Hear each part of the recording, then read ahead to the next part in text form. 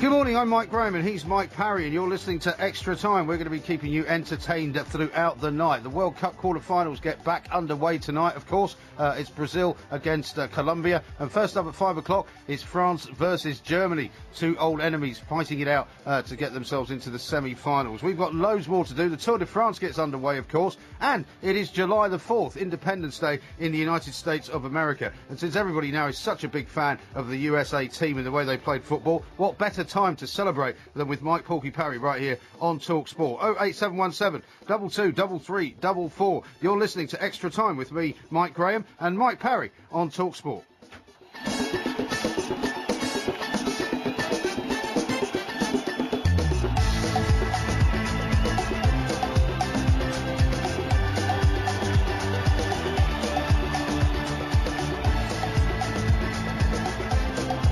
This is Talk Sport Extra Time. Welcome to the two Mikes. Mr. Mike Parry is sitting alongside me, dancing away to the music, looking very svelte after, no doubt, a lot of sweating going on today on the hottest day of the year. A very happy July 4th to you. Yeah, thanks, Mike. No, not sweating at all. I've got like a Bedouin tent type arrangement set up in the... no, honestly, in the roof... Bedouin tent in Stockbroker Belt, Surrey? Yes, in the roof garden of my penthouse flat. It's... Do you not need planning permission for that? No, I've created a sort of awning with loose flowing robes around it, and I sat there in one of the garden chairs today, which is a big garden chair, look a bit like a throne really. And I let how coincidental that you've set up a throne for yourself. Yes, you that's think right, of yourself as some kind of king, don't you? No, not really. You do really. But the breeze was wafting through. You got to remember, I'm 4 or 5 floors up, and so the breeze. Well, it's is a real wafting skyscraper through. then. Well, no, it's an exclusive block, Mike, and you'll find exclusive blocks don't I've been necessarily there. be I know exactly what skyscraper. it's like. Yeah, well, you think you've been there, but I mean, it's got an underground car park where people steal bikes from, and a load of old oil slicks and some crappy old vans, and it's only 4 stories high. Are you mad? It's not exactly a penthouse, is it? Don't let crappy old vans into my underground car park. And anyway, by the way, I'm getting by the way, happy July the 4th. Thank you. And I'm going to give you a rendition of Yankee Doodle Dandy at the opening of the next hour. So that's worth staying up for, folks, because it is one of my favourite songs of all time. Here's a Yankee Doodle Dandy. I thought you were going to do the next hour. I am. I was just tuning up there. Well, I'm glad to hear that you're full of knowledge about July the 4th. We're going to have a little quiz for you on Independence Day coming up a bit later on in the show. Yes. Oh, you didn't tell me that, did you? No, of course not. Why would I tell you? So you hit me with that right out of the blue. I had no time to prepare for it at all, and you're going to try and make out to the audience now that I'm some sort of numbskull who doesn't know what I'm talking about when I talk about America, and you think you've got to get me. No, because you spent a lot of time there, and you've just talked about Independence Day. I was rather hoping that it would be one of the subjects in which you are an expert, so actually you would make yourself look good. I am an expert in American history. Yeah. There's no doubt about that. Yeah. I'm getting very little sympathy for you for the my health issue tonight. Yes. No, you're not. Yes, I am. What do you mean? My knee. You haven't even commented yet on why I'm limping around and why I've got I didn't even notice you were limping, sorry. Well, the medial... I wasn't really paying attention to the way you came in. I was so delighted that when you put on social media that you were going to come in wearing Lycra in honour of the Tour de France. I never said that. I was so... You said it on Twitter. I didn't. I said that I expected you to come in Lycra because that's Would you like me to read it out to you? You read it off your Are you saying that you didn't say that? I didn't say it. Are you really? I am. Well, I'm going to find it for you and I'm going to read it out. You've misread it. What's happened to my knee is because of the extensive amount of walking I do over the Surrey Downs, in order to keep my knackered old ticker in shape, 22 tablets a day, I'll remind everybody, which surely must be taking its toll now on my ravaged body. It must be. I have to walk... That or the vino. I have to... no vino involved. I have to walk a lot, and unfortunately, 2 years ago, my the medial ligament in my left knee went. Yeah.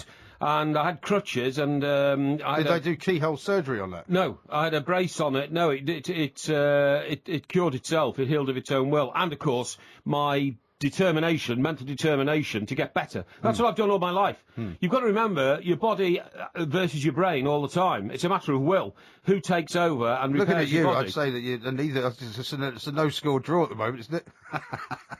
It's a football analogy, is it? Because the World Cup's on, Yeah, I thought so. Very clever guy you are, aren't you? I am, thank you. But now it's the right knee, the right medial, and it's the same ligament. That's weird. No. Isn't it? The other one was the left. You weren't listening. No, but it's the same ligament on the right leg. It's the inside muscle on the leg. So you must be walking funny then. Yeah, could be. Maybe it's your gait. It might be that. But it's excruciatingly painful. Do you know, I had an Can't put your uncle. weight in it. I had an uncle who was. You had an uncle, did you? I had. Yeah. Well, I had several uncles, but I had an uncle who was a professional golfer. Funnily enough, lived in Scotland. Really? And what was his name? There were two golfers in Scotland right at the start of golf. Old Ernie and Young Ernie, or something. Old Bill, Young Bill. Well, I've no idea. Well, the first guy won the first Open, and the second guy, his son, won the second. Anyway, go on, yeah. Yeah, well, he wasn't one of either of those two Okay, people. okay. His name was Russell, though, if that's of any help to you. Russell Graham, a yes. fine Scottish name. A fine Scottish name. But he got to about the age... Russell Graham of this Lairdsville. Yeah. Anyway, he played very successful golf, but he ended up getting married and having kids, so he settled down. He became... Well, hang on, if he played very successful golf, why haven't I heard of him? Why wasn't he professional? He was a professional.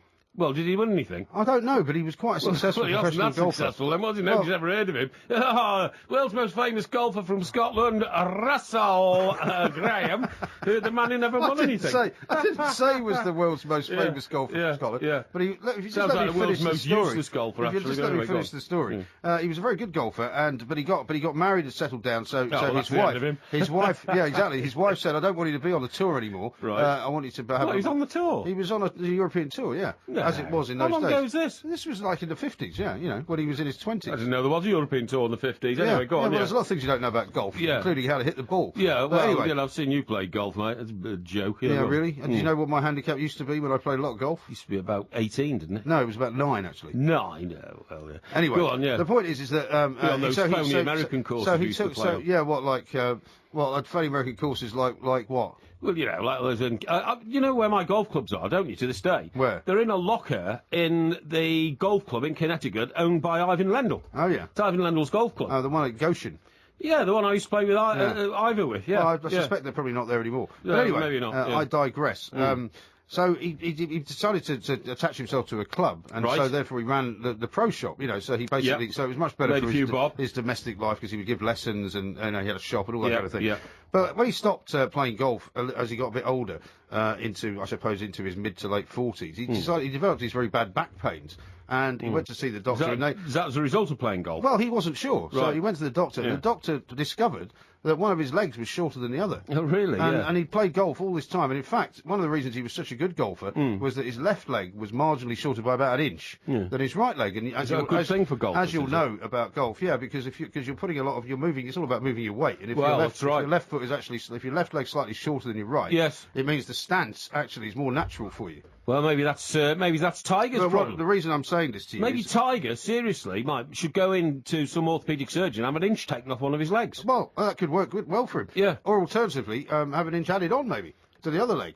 Well, it's easier to take an inch off than put an inch on, isn't it? Well, no, because you can get a shoe, can't you? No, I'm not talking about that. Inch. I'm talking about going into a hospital and having the bottom half of his leg cut in two, and then, no, hang on, and then you reduce an inch off the severed bit, and then you sew it back on, and it's that would shorter. be completely painless, wouldn't it? Well, you'd be back playing in no time. No, bones knit together. That's why broken legs always heal. Yeah, and you can stitch flesh back together. Get some guy sawing half of your leg off. Well, that's not a very good idea. He's a multi-billionaire, Tiger. He can afford the operation. But he doesn't need to play any more golf. The reason I'm telling you this story is that maybe you should explore. Hey, Doc, shorten my leg. Yeah, I mean the reason I'm telling you this is that you may discover that your legs are not the same length. In which case, that might be what's causing you the problems. Because if you've got the exact same damage in both of your knee ligaments, that tells me there's something wrong. Yeah, it's excruciatingly painful. You think, it's only a small thing, but you put any weight on it at all. So, could be tomorrow I'll have the crutches again. Really? I need them to take the weight off the knee. And I might even have the wraparound knee bandage to keep the knee rigid. Really? So I might look a bit odd tomorrow. Yeah, well, you look a bit odd now, but I mean, you haven't got anything strange going on with your legs. I'll just ignore that, because that's a pathetic comment. Are you wearing shorts today? Pardon? No, I'm not wearing shorts. I don't wear shorts to work. Why I don't not? think that's... Why not? Just because it's not the done thing. Don't you? I feel cooler, looser, brain-freer by being, Well, that depends where your brains are, I suppose. Unencumbered by... What sort of shorts are you wearing? Let me see them. Okay, here we go. Have a look. Mm-hmm. Oh, those kind of long shorts. Yeah, stylish. They're not really stylish. Cost me about 28 quid, I think. Wow. Yeah. Good, you really pushed the boat out then. Well, what's wrong with that? Yeah. Who are they made by? I don't know. George and Asda. No, Marks and Spencer's. Are they? Yeah. £28. Yeah, very nice. That's pretty good. I think you might get them pressed next time. Anyway, we've got lots to talk about. I want to talk about the Tour de France. Yes. We do want to talk about July the 4th, of course. We've got teachers to talk about. We'll get around to that. We're going to talk as well, of course, about the World Cup and the football coming up. Yeah. So much going on. Football grounds as well. And also, apparently, it's National Shed Week. So Mike Porky Perry's going to be telling us a bit about his shed experiences, which might be not for the faint-hearted, it has to be said. Yeah. We are the two Mikes. You know what to do. 08717 22 3344. This is TalkSport. More coming up next.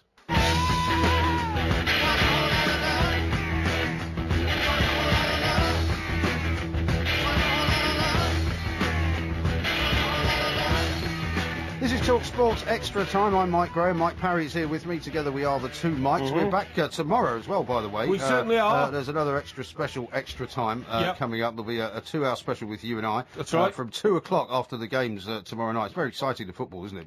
It certainly is. We'll get to that in a little while. But let's talk about the Tour de France, because I've been staggered by what's been going on up in Yorkshire. And I don't mean to be unkind to people in Yorkshire, but I have to say... You're being a bit unkind, telling people in Yorkshire they're so boring, well, got they nothing must to be do. boring. Well, they must be. Why must they be boring? Because look at the way they're reacting to this rather insignificant event, as far as I'm concerned, the Tour de France, which is, as you've said many times before, is the Tour de France. It's not the Tour de Yorkshire. Well, it's not the Tour de London. They're coming to London, by the way. They're going to be clogging up all the streets down here. Apparently, there's going to be millions of people lining the route there. People have painted the sheep into colours of the Tour de France. Yellow, green, polka dot, red and white. People are thrilled and excited. It is one of the world's big sporting events. Oh, so now you're in favour of it, are you? Well, I'm not a huge cycling fan, I have to say. I think the competitors look absurd in those outfits they wear, and I think the idea of a man riding around on a bike is almost comical, to be honest. You know what I mean? Well, I don't think that. I think the act of racing on a bicycle in itself is brilliant. I mean, I'm sure these guys are very, very wonderful athletes.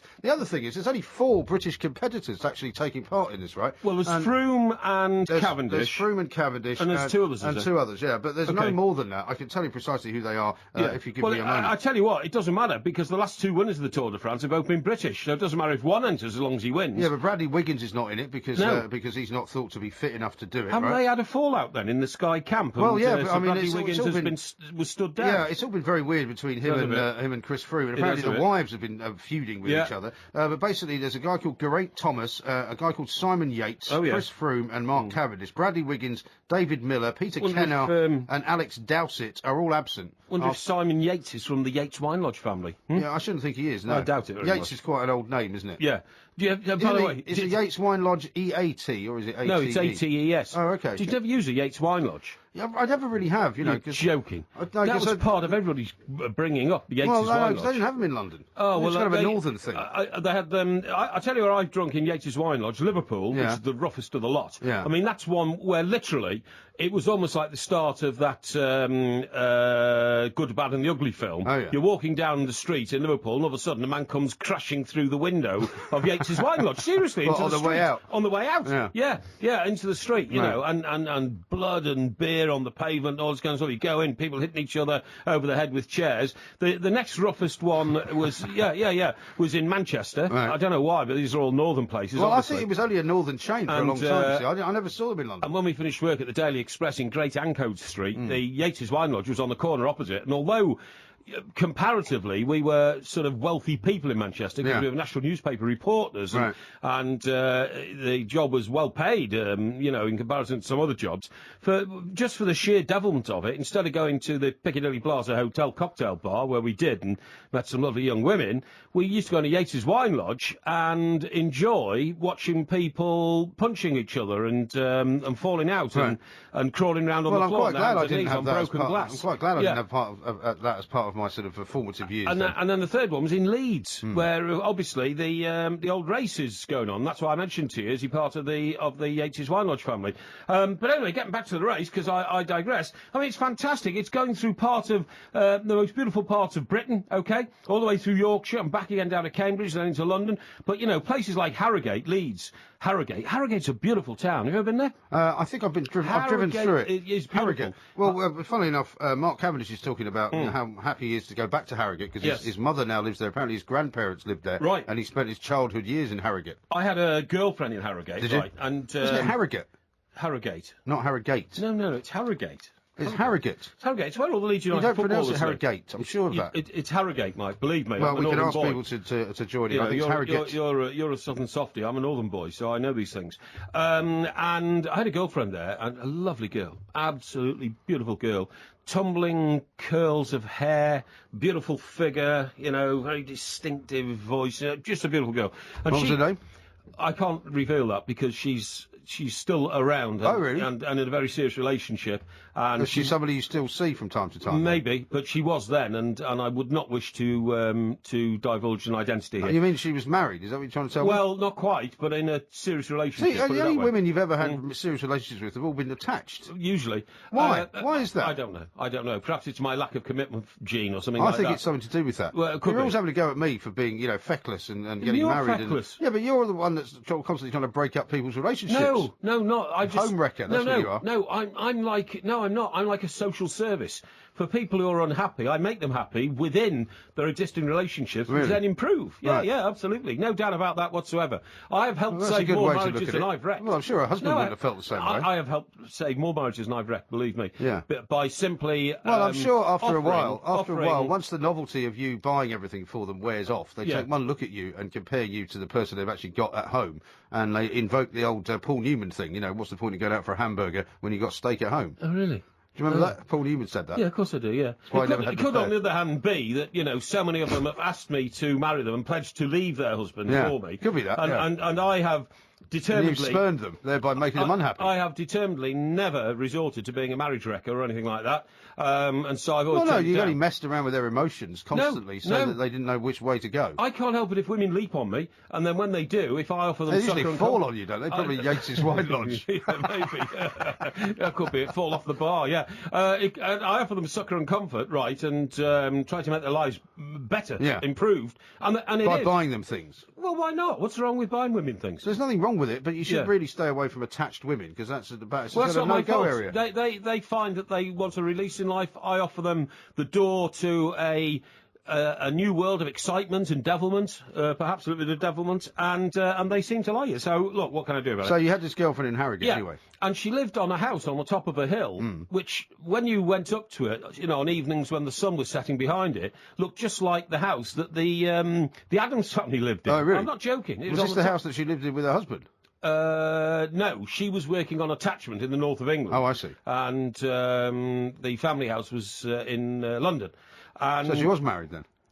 well, not quite married, but I mean, she's, it's sort of a relationship. Right. And I used to go up there, and somebody else. It's quite a beautiful view over the sea, isn't it? Oh, it's where? Harrogate. No, Harrogate's inland. Is it? Yeah. Oh, okay. Yeah, well, maybe I haven't been there then. There is no beautiful view over the sea, believe me. I thought Harrogate was on the coast. If there is, you must have a very, very powerful pair of binoculars. Yeah. No, it's not on the coast. It's not on Okay. the coast.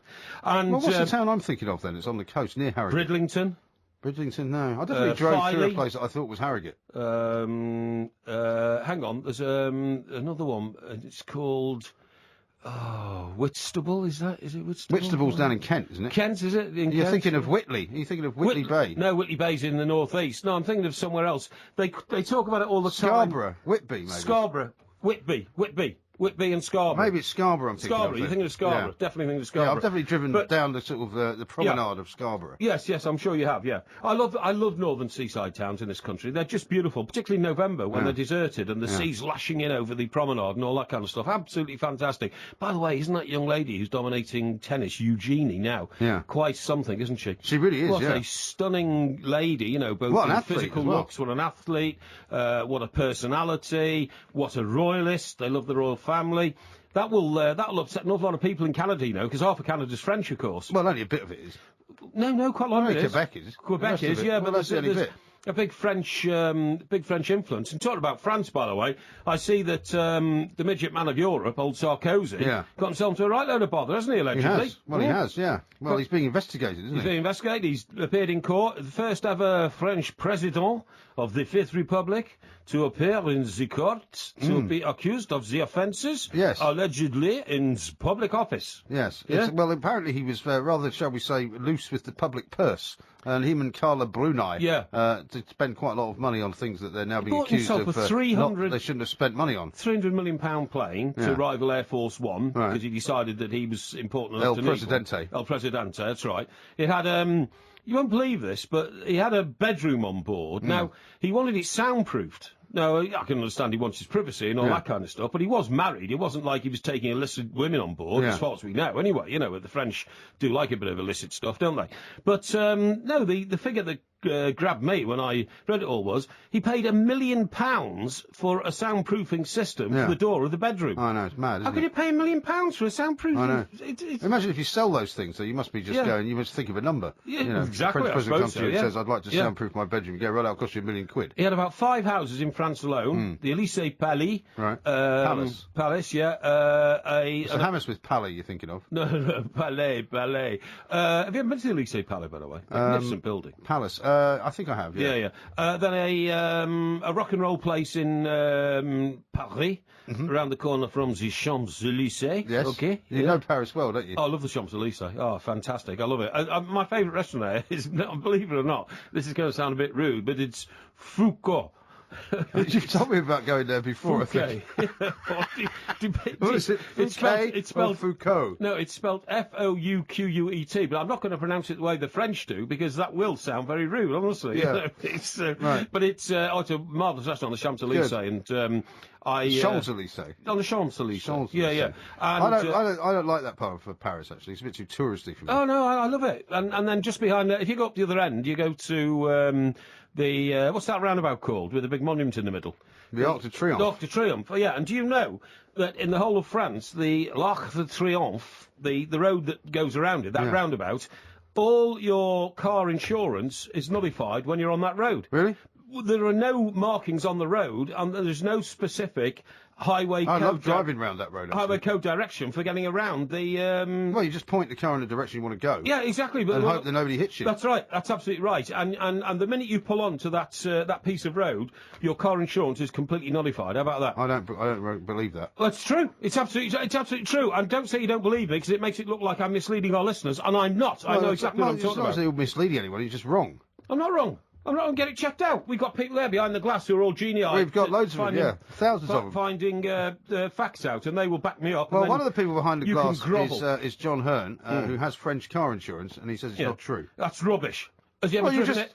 What has he ever driven it? Has he ever driven it? He lives in France. Has he ever made a claim? He doesn't have to make a claim. Of course it's not on his policy. I'm telling you, I know it to be absolutely true, and I will not take any rebuke on that piece of vital information. Well, the information that we're getting now is that it's the only place in France where if there is an accident, it's automatically assumed that both people are responsible, so it's split 50-50. It doesn't mean that your insurance is null and void. I'm telling you, your insurance is null and void. You can't claim on your insurance. Well, I've got two pieces of information I've just given you, which you are now poo-pooing. No, the piece of information you've given me is exactly what I said. You can't claim on your insurance policy if the crash takes place on there. You have to. No, you said it was null and void. Out of your own pocket. It is null and void. It's null and void. I'm telling you. Well, I mean... I know insurance people in France. Yeah. Well, don't try and contradict me. Do you know any insurance people in America? It's Mike. What's wrong with you is, I know so much. You're getting so worked up because you got it wrong, aren't you? No, I know so much about so many things that you hate feeling foolish, thick and dumb when we're broadcasting together. So you constantly contradict me. If only you could remember half the things that you know so much about. No, I can remember everything I know about. Really? I tell you what, if we could all be described as a book, you'd be described as, John finds treasure in Mystery Island, Secret 7, and I'd be known as Encyclopedia Britannica. Here's something from the insurance company's website. Owing to the complexity of the road system around the Arc de Triomphe, insurers have an agreement to settle all claims on a knock-for-knock basis, with each company bearing 50% of the total loss. Yes. This is to avoid the protracted disputes and legal challenges which would arise when trying to determine who was at fault for the accident. Of course. Which is not saying it's null and void. Sorry, in my book it is. Right. In my book it is. Excellent. Well, do you know anything about American insurance? In the background there. That's the researching department of this show. Oh, is it? They can't believe it. Anyway, do you know anything about American insurance? Well, yeah, I know as much as I need to know. Why? Did you know that you can get UFO abduction insurance? That sounds ludicrous to me. Well, we're talking to a guy who would sell it to you. Yeah. Coming up next on Talk Sport. Hey, Mr. Spaceman, won't you please take me along? I won't do anything wrong. Hey, Mr. Spaceman, won't you please take me along for a ride?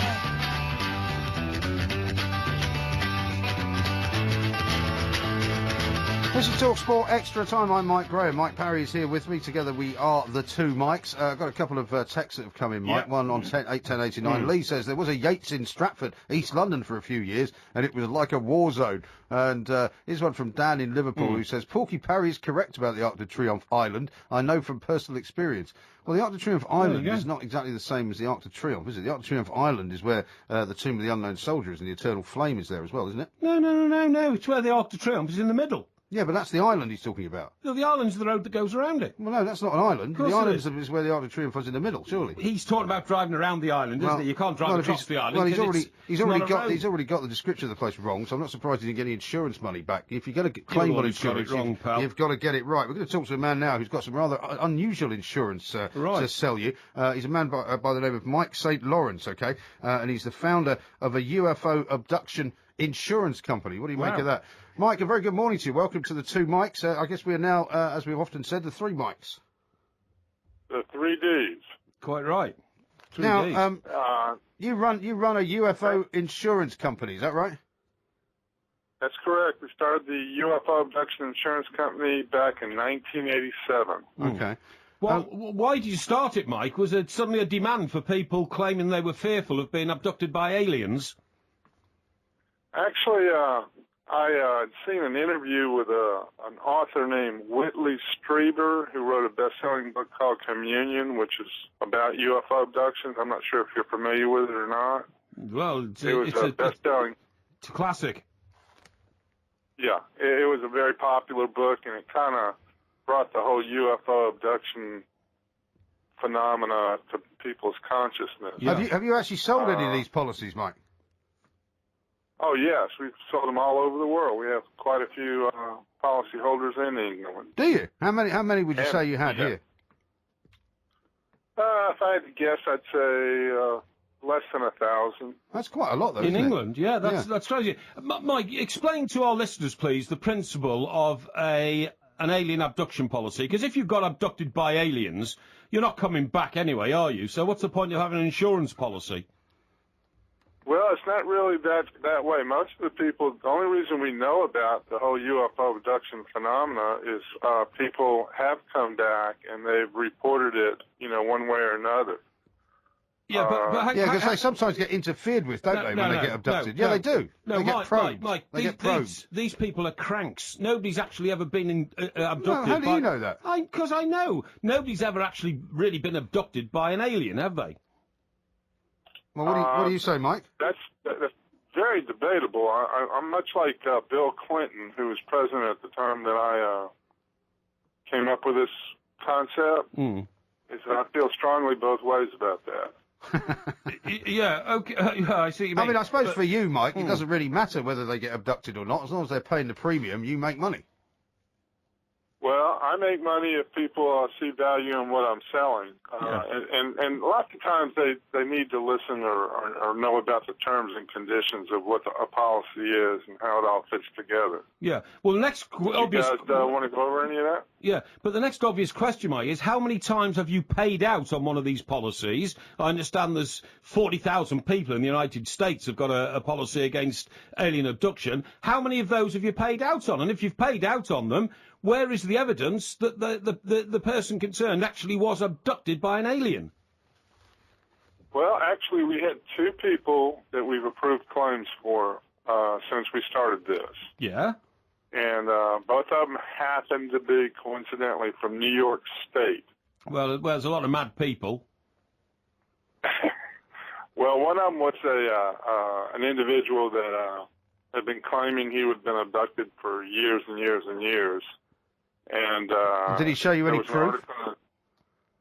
Actually, he did. He had an implant that was examined by a professor from MIT, Massachusetts Institute of Technology. Mm-hmm.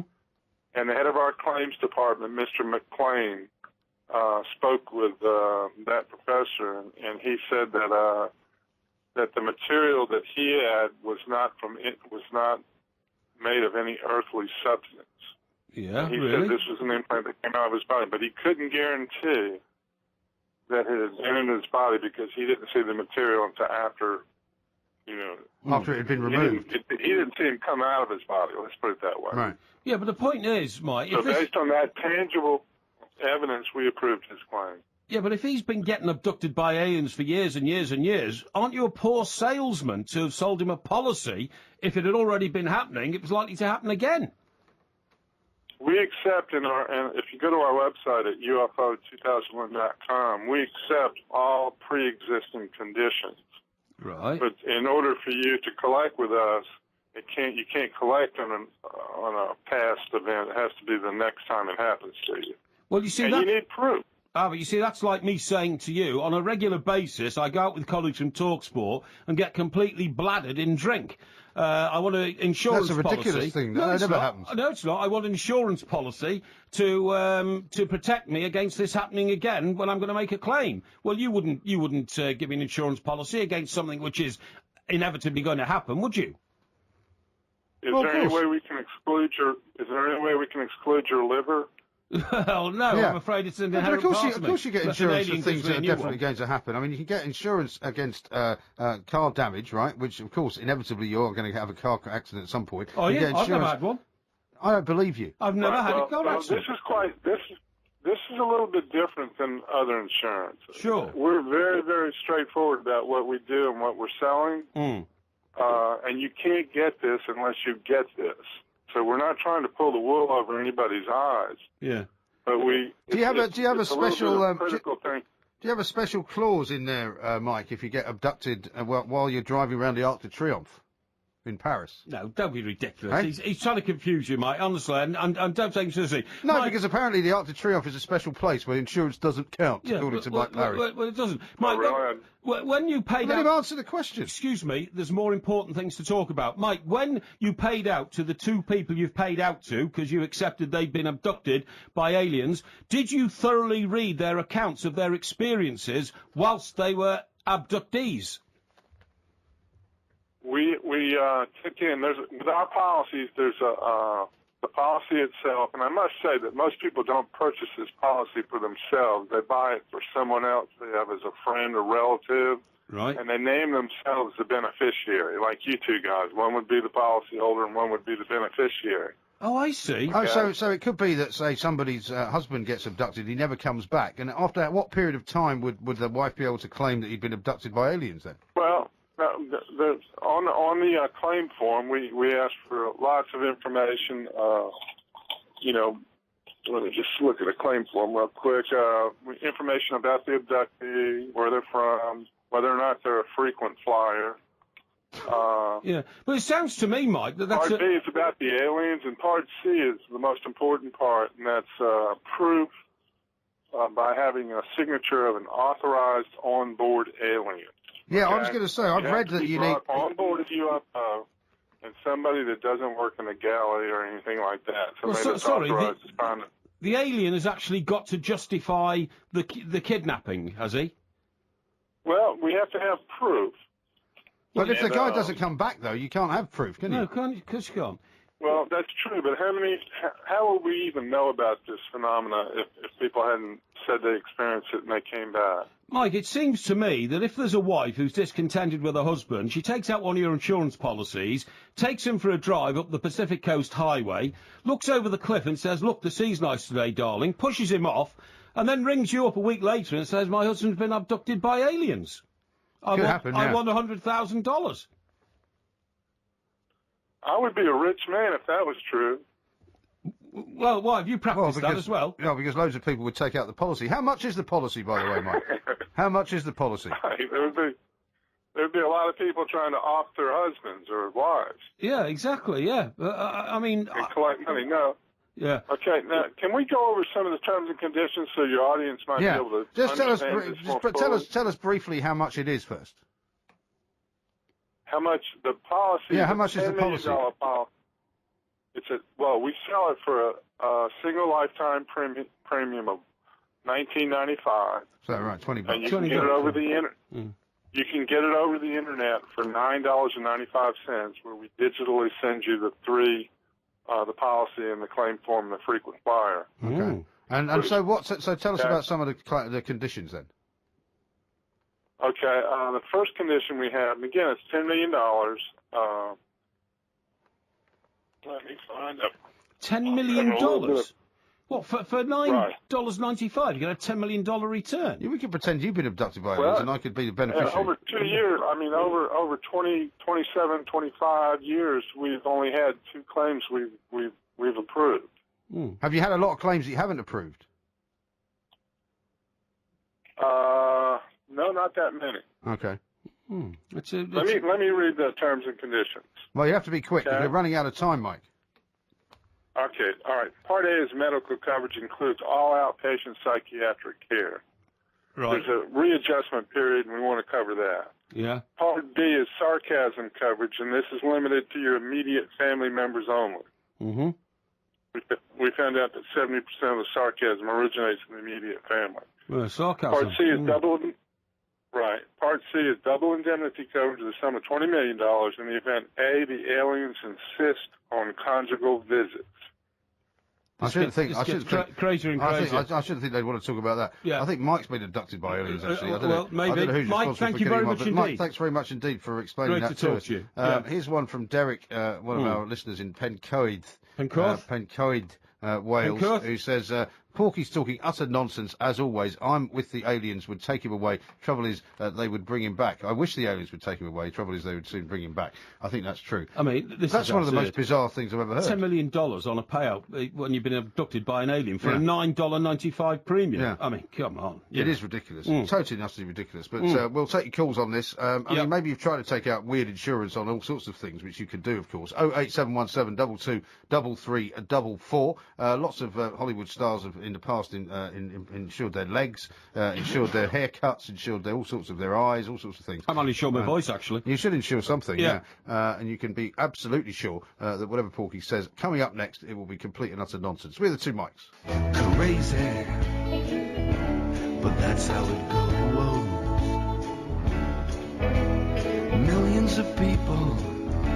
This is Talk Sport Extra Time. I'm Mike Graham. Apparently that guy Mike's quite upset, you know, because after we let him go, he talked to our production to the producer saying that you know that he was quite angry. He said you hadn't done your research. He said, how can you do research into something as ridiculous as selling insurance policies against alien abduction? Well, you could have read the piece that was in the Telegraph the other day. No, you could have read the piece that was in the Telegraph the other day. Well, you know, you could have read a piece anywhere, but what I'm saying is nobody's ever been abducted by an alien and brought back. Well, you see, that's not true. I mean, as he said, lots of people actually believe that they've been abducted by aliens. Well, they've had a dream, haven't they? Well, nobody really knows. Of course you know. My former brother-in-law wrote a book about this and was quite sort of highly into the whole idea of being abducted by aliens. Really? And, did he want to be abducted by aliens? No, he didn't, but he thought it was such an interesting phenomenon because so many people around the United States of America believe that they have been. Yeah, that he thought, you know, is this either some kind of mass hysteria event that's going on? Are they all psychologically troubled? Or, you know, or what is the answer? And the one thing that he concluded, and he wrote a book about it, was basically, and he used to do these kind of symposiums about it, was that whatever has happened to these people, they all believe that they have been abducted, which is quite strange in itself. And they're not all nuts. They're not all crazy. Yeah, but we've never seen a foreign spacecraft on Earth, so how could they have been abducted? Some people think they have. Some people think they have seen UFOs. Some rubbish. people think. I mean, there have been various incidents that have happened over time where people have noticed something weird. What about Roswell? Well, that was a secret military base anyway, so any sort of experimentation could have been going on there. Why would a UFO land in a secret military base? Well, it might have crashed there by accident. Rubbish. Well, it might have landed nearby and they took it in there. In the early 50s, what happened was there was a USAF pilot, United States Air Force pilot, who became the first man ever to have spotted odd objects, right? So he said, I see them below the plane, and he's the one who dubbed them flying saucers. Yeah. He said they're circular discs. He said they're like flying saucers, and he coined the word flying saucer. Now, well, an unidentified flying object was what was brought in later. Well, wasn't it? yeah, because then people started saying they saw cigar-shaped objects and all that, so they couldn't be flying saucers anymore. And yet scientists believe that flying saucers was actually a fairly credible form of craft that could have flown between planets, whereas cigar-shaped things couldn't. You know, because a flying saucer spins on the gravitational... What, you saying a cigar-shaped thing can't fly? Well, a cigar-shaped thing would be like a Zeppelin, and what the... Or like a cruise missile. Yeah, or like a cruise missile, whereas... Well, they can fly. yeah, they can fly, Mike, but you're not listening to what I'm trying to tell you. The flying saucer phenomenon was that a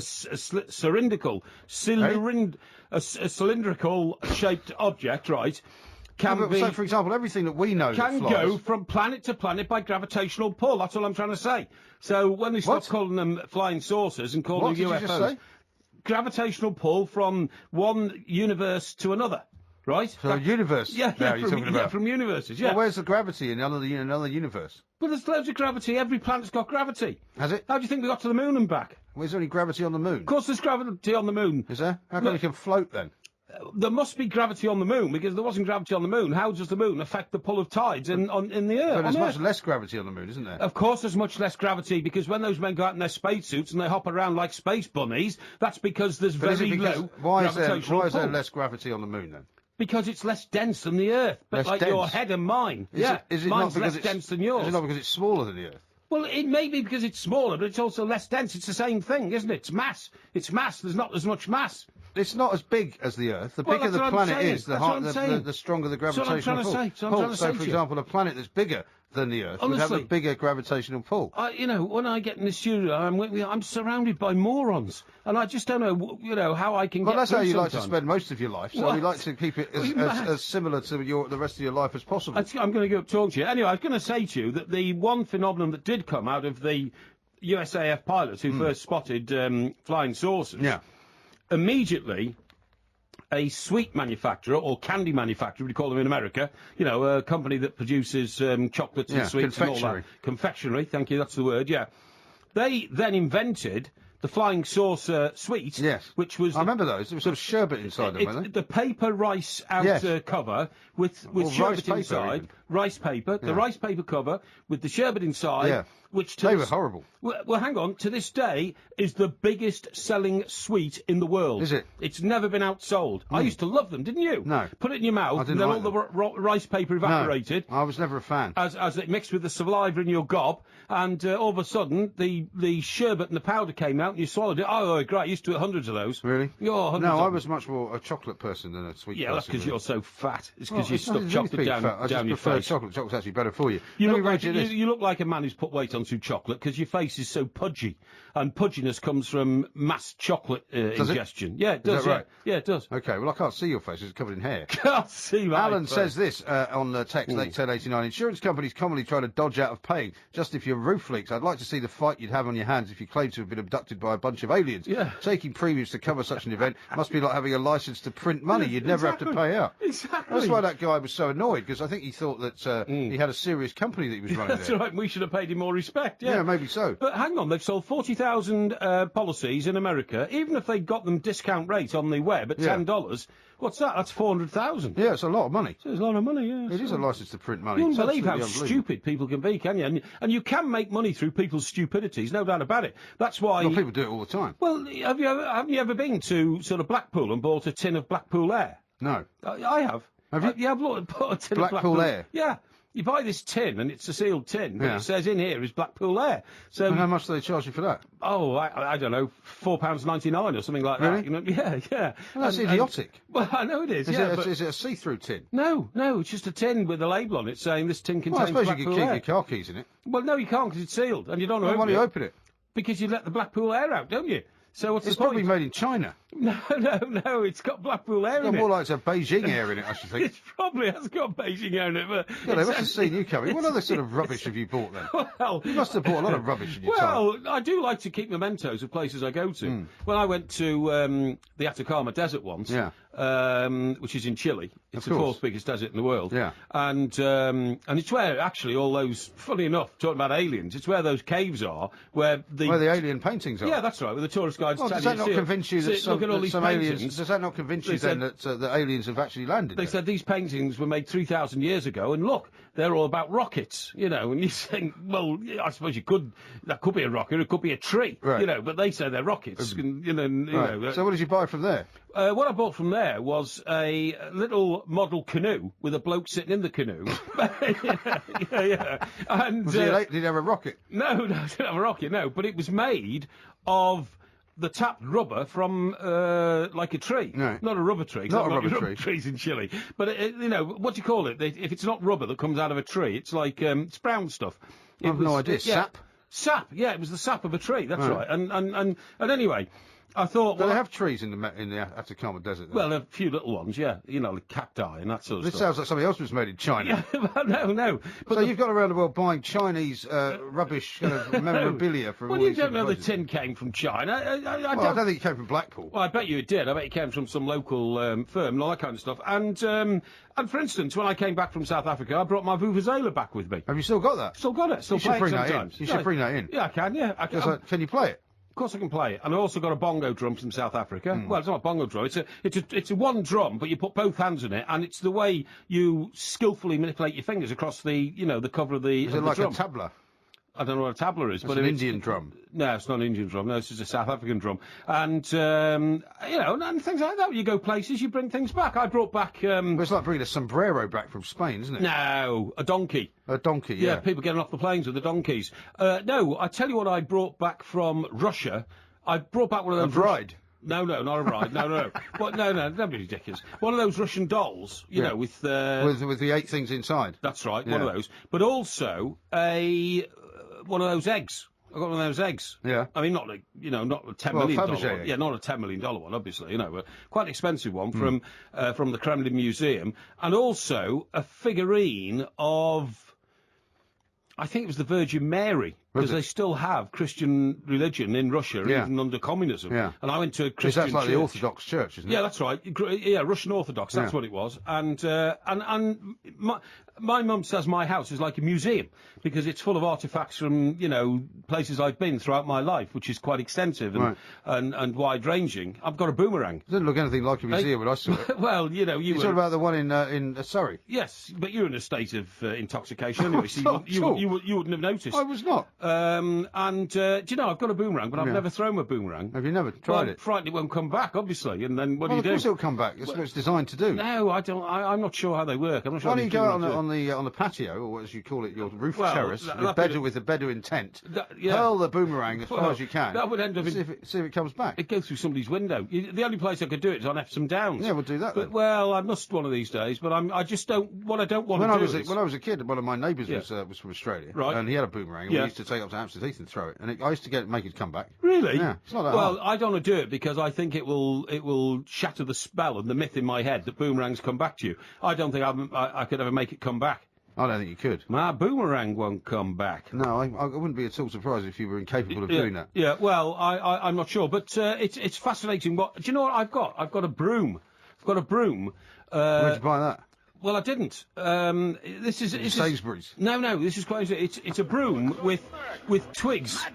Why? What's wrong with you? My boomerang won't come back. Yeah, all right. Thank you. We've moved on. What is that?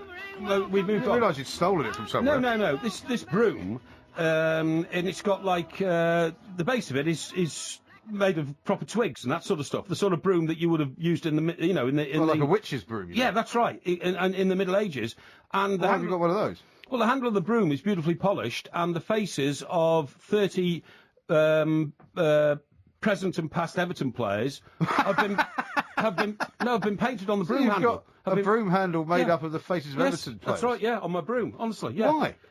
I don't know. It was sent in to me by a listener, a Talk Sport listener. It's a beautiful Does artifact. Mrs. Mop use it to clean the house? No, of course not. Nobody uses it. It's an antique. It's a possession. I don't think it's an antique. Well, it's kind of. You know what I mean? I mean, it's an artifact. Yeah, it certainly is.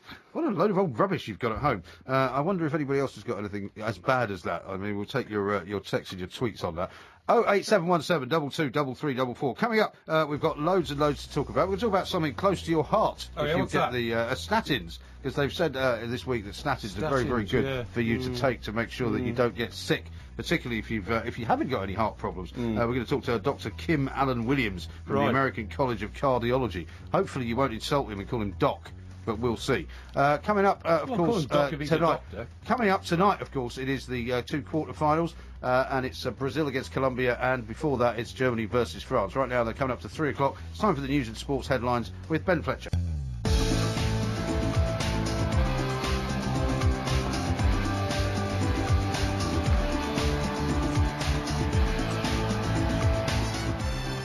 Good morning, I'm Mike Graham and he's Mike Parry. You're listening to Extra Time. We are the two Mikes and we're keeping you entertained throughout the night. The football's back tonight, of course, as Brazil prepares for the World Cup quarter-finals. You'll hear both games live right here on TalkSport. 5 o'clock it's France v Germany, and then at 9 o'clock it's that the is going to be some day of football, isn't it? Brazil-Colombia, Yeah. Absolutely incredible. I'm going to be asking you a bit later on who you think is actually going to be the victor in both of those games. Very hard to imagine. And you know what I've been listening to? All day I've been listening to what happened in that amazing game between France and Germany when Schumacher, do you remember, came out and literally clattered into the French forward. Smashed his face in. His jaw, and he was out cold for half an hour. Yeah. Apparently Schumacher was quoted today as wishing everybody well, saying he knew that Germany were going to win, and when he was asked, did you think you regretted anything that happened before, he said, well, I wish that I'd said sorry. And I'd gone to visit him in hospital. Not that he hadn't done it. Yeah. Absolutely unbelievable. Yeah. Also, the Tour de France is underway. We'll get a few tales from Porky Parry about his early days as a cyclist. Yes. And much, much more. You know what to do. 08717 223344. If any of you think you've been abducted by aliens, we'd love to hear from you as well. Yes, You're please. listening to Extra Time with Mike Graham and Mike Parry on TalkSport.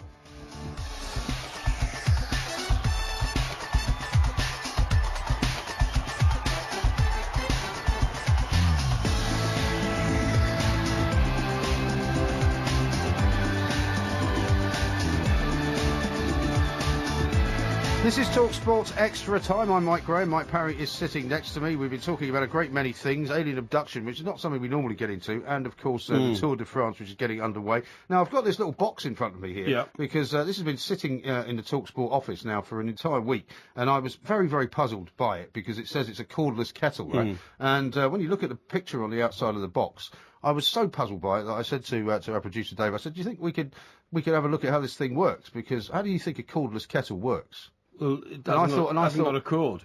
Yeah, I know it hasn't got a cord. Well, then how does it work if it hasn't got a cord? You charge it up before you use it. That's what I thought. Yeah. That's what I thought. But, of course, it turns out that it's not like that at all. What is and it? if you open it up, I'm going to offer you the chance to open it up. Okay. Basically, it's an ordinary kettle, okay? And you can take it out. I don't know who asked for it to be sent in, but it's an ordinary kettle, right? Well, he's probably got it free as a sort of test model, yeah? Yeah, and when you look at it, right, it looks as though, well, it must be charged somehow. Now, look a bit further into the box and see what else is in there. Because... There's nothing. Oh, it's in the kettle itself, I'm told. Just open up the kettle and see what's in there. Right, hang on. Can you open it up? You're not opening it up the right way. Open it up by the spout. Don't be. I know about kettles. You know about kettles. Have you got cordless kettles? I thought you might have a I've got cordless hundreds of kettle. kettles. You can't even open it. Wait a minute. All right. He's got no idea how to open a kettle. It's got a bit of sealant on it, you fool. You didn't tell me that. It's not a trick. You should be able to open it. Right, okay. It's not a problem. Sealant. There you go. Right, Now, what's inside? A plug. There's a plug. But what sort of plug? And a base. Yeah, and a base. Yeah. So the base is what every kettle has got, right? So if you have a kettle at home, which is a bit like the one we've got here. That's like any other kettle. Yeah, so how's it cordless? Well, what it means is when you've boiled the water and then you pick the kettle up to pour the water into a cup, you don't have to have the cup within a range of 2 or 3 feet of the kettle. Yeah. The base of the kettle. I think that's technically against the advertising standards, isn't it? No, of course it's a cordless kettle, you fool. I've got... What sort of kettle have you got? I've got 2 of these, but I've got 2 spare ones in the wardrobe as well. You've got 4 kettles? Yes, because when I bought them, they were on offer. So I decided to get 2 for each of my properties, because one... I thought, well, they wear out eventually, kettles, so I might as well have a spare one. Well, not for years, though, do they? About 10 years. Yeah, well, but also, I'm very sensitive to scale in a kettle, okay? And I don't like scale in kettles. Lime scale? Well, it's not lime, it's white. Scale inside a kettle is white. Well, it's lime scale. Well, it might be lime scale, but it's white, and it sticks to the filament. See in the bottom there, that silver filament sticks to that. Yeah. And once that happens, when you start pouring your water out your kettle into your cup, this white scale starts floating on the top. Why don't you just get some lime scale remover? Well, because I think it's poisonous. That would poison me. So whenever I see a bit of scale in the kettle, I throw it away. So my kettles only usually last about 6 months or 8 months, to be honest. Really? And then I throw them away. So how long have you had the one you've got at the moment? Oh, less than a year. And I bought... So it's lasted twice as long as you expected? Yeah, well, yes, but I only half use it, because days. it depends which house I'm in, you see what I mean? And that's why I've got the spare one lined up in the wardrobe to bring it out the minute I see a bit of scale. So you've got 2 others in your other place as well? Yes, I have, yeah. I've probably got more, because I remember I bought a kettle when I was walking through Debenhams once, and no particular reason. I just thought that's a nice kettle, so I'll buy it.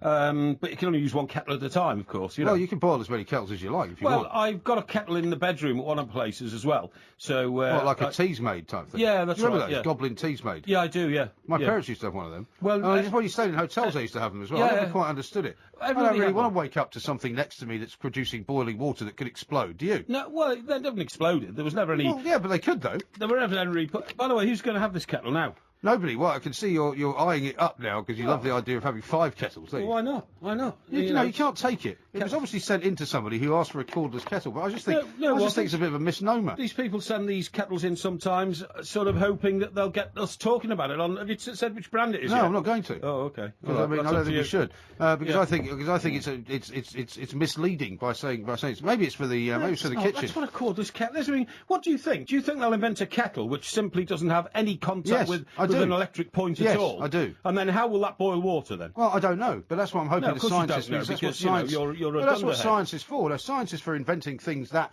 are actually new for us. For example, I want them to invent a car that runs on water, which they could do. I want them to invent a car that runs on electricity, which they've already done. Can't magnetism produce heat? Magnets? Yeah. Yeah, well, an electromagnet, I suppose, could. That's what I'm saying. So but then it has to have an electric power source. And that could. But anyway, look, that's a cordless nonsense. magnet. Nonsense. Let's talk about something proper instead of talking about. Well, I'll tell you what. Let's take a phone call. About Let's take a phone call from Derek in Pencoed. Because he's ringing in to tell you how to pronounce where he comes from. Derek, a very good morning to you. Morning, Mike. Yeah. Morning, Porky. Yeah. Good morning, Derek. Good to hear from you. Are you listening to Porky? Yes, I am. How's things in Pencoed? Pencoed, you plonker. Pencoed, you plonker. Huh? You plonker. It's Pencoed, you plonker. Yeah. Well, just tell us where it is, Derek. Where is it? It's about 20 miles from Cardiff. Is it? So it's right out in the sticks somewhere, is it? It's not out in the sticks, no. No. Yeah. Yeah. It's between Cardiff and Swansea. And what sort of town is it? It's not too bad. Is it full? Is it full of sort of oddities like yourself? That's very unkind. Well, he's just called me a plonker. Well, you are a plonker because every time I've been telling you, isn't it right, Derek? I've been telling him for now weeks and months that it's Pencoed, and he completely mispronounces it and thinks he's right all the time. Yeah, that's it, Mike. It could be worse. Porky could live here. Yeah, I could live there, yeah, but I don't. Now tell me this. Have you got a cordless kettle, Derek? No. No, good. No. Don't get one because apparently they're not actually cordless. I wouldn't worry about that, Derek. Derek, tell me this. Do you have any national envy that the Tour de France has decided to take the first stage of its race this year to Yorkshire in England rather than to all those lovely Welsh valleys that you have in Wales? Oh, hello, boyo. Father of my valley. Land of my fathers. Oh, land of my fathers, that's right. Father of my valley. Father of my valley. No. Yeah? No envy at all. Yeah, but don't you think it would have been a good idea? Because all those valleys that you've got are now deserted and empty because, unfortunately, you Welsh people couldn't sustain coal mining at an acceptably economically productive level, so they've had to close them all down, haven't they, in the Rhondda and all that sort of thing? Well, we're not too far from the Rhondda itself, so... What happens in the Rhondda these days, now that coal mining's gone? I don't know that best, so we're not all that far away, but... Well, he's not been up there, he doesn't know. Well, hang on, don't you ever go for a walk through the Rhondda or something like that? No, you wouldn't want to do that. Well, no, I wouldn't walk all that far, no. Why not? Why not? I mean... I'm in work a lot. Pencoed sounds like a... Pencoed sounds like a fairly drab little town. Do you never go out to the country, get a bit of fresh air and, We got a bit of country nearby, but... I'm in work a lot, so I work as a cleaner, and I do a lot of cover work, so... You do a lot of what? Chemical work? Cover work. Cover work? Cover work. Someone's off sick or all. Yeah, cover work, so somebody's off. He covers for people. Oh, I see. Why, are you a teacher or a relief teacher? He's a cleaner, he said. Oh, cleaner. Oh, cleaner, okay. You don't listen, do you? Well, surely they've got properties in the Rhondda Valley that need cleaning. I don't live in the Rhondda, you muppet. Derek, I'm going to let you go. Thanks, mate, for calling in. So we can now verify that the pronunciation of Pencoed is in fact Pencoed, you plonker. That's the pronunciation. Yeah, but that's a Welshman's pronunciation of it. What I'm saying is the English pronounce it as Pencorth. No, they don't. They do. It's They absolute do. rubbish. I know these things. I lived on the Welsh border all my life. I was brought up in Chester. It's out on the Welsh border. My school was half in England and half in Wales. That's how close I am to. So did they have different Welsh, names for the teachers depending on which side of the the border Welsh they were on? nation? No, of course they didn't. Didn't I mean, pronounce ridiculous. different pronunciations. No. So how do you? So what about Rill? Well, Rill is Rill. Is Rill got an English pronunciation? No, and Prestatin is Prestatin. Yeah. But it's when you get down to, Landfair PG territory, and Pencorth, and, Pencoed. you know... He just told you how to pronounce it. Down south of the Rhondda and all that boyo, you know what I mean? You have to roll the Welsh vowels and consonants around your tongue. I see. Yeah. David from Clerkenwell has texted in. He said, "You may mock the existence of aliens. Some people think England will win the World Cup again. My money's on the aliens." I think that's a very shrewd thing to say. Funny enough, some leading international footballers saying in one of the papers, we'll have a look at the back pages during the course of this show, is saying England will never win a World Cup again. They're so far behind in football now, it'll take a century to catch up. I think that's absolutely right. Certainly not as long as Roy Hodgson's in charge. This is Talk Sport Extra Time. I'm Mike Graham. He is, of course, Mike Parry. Coming up next, we're going to talk about medicine and cardiology with an expert over in the United States.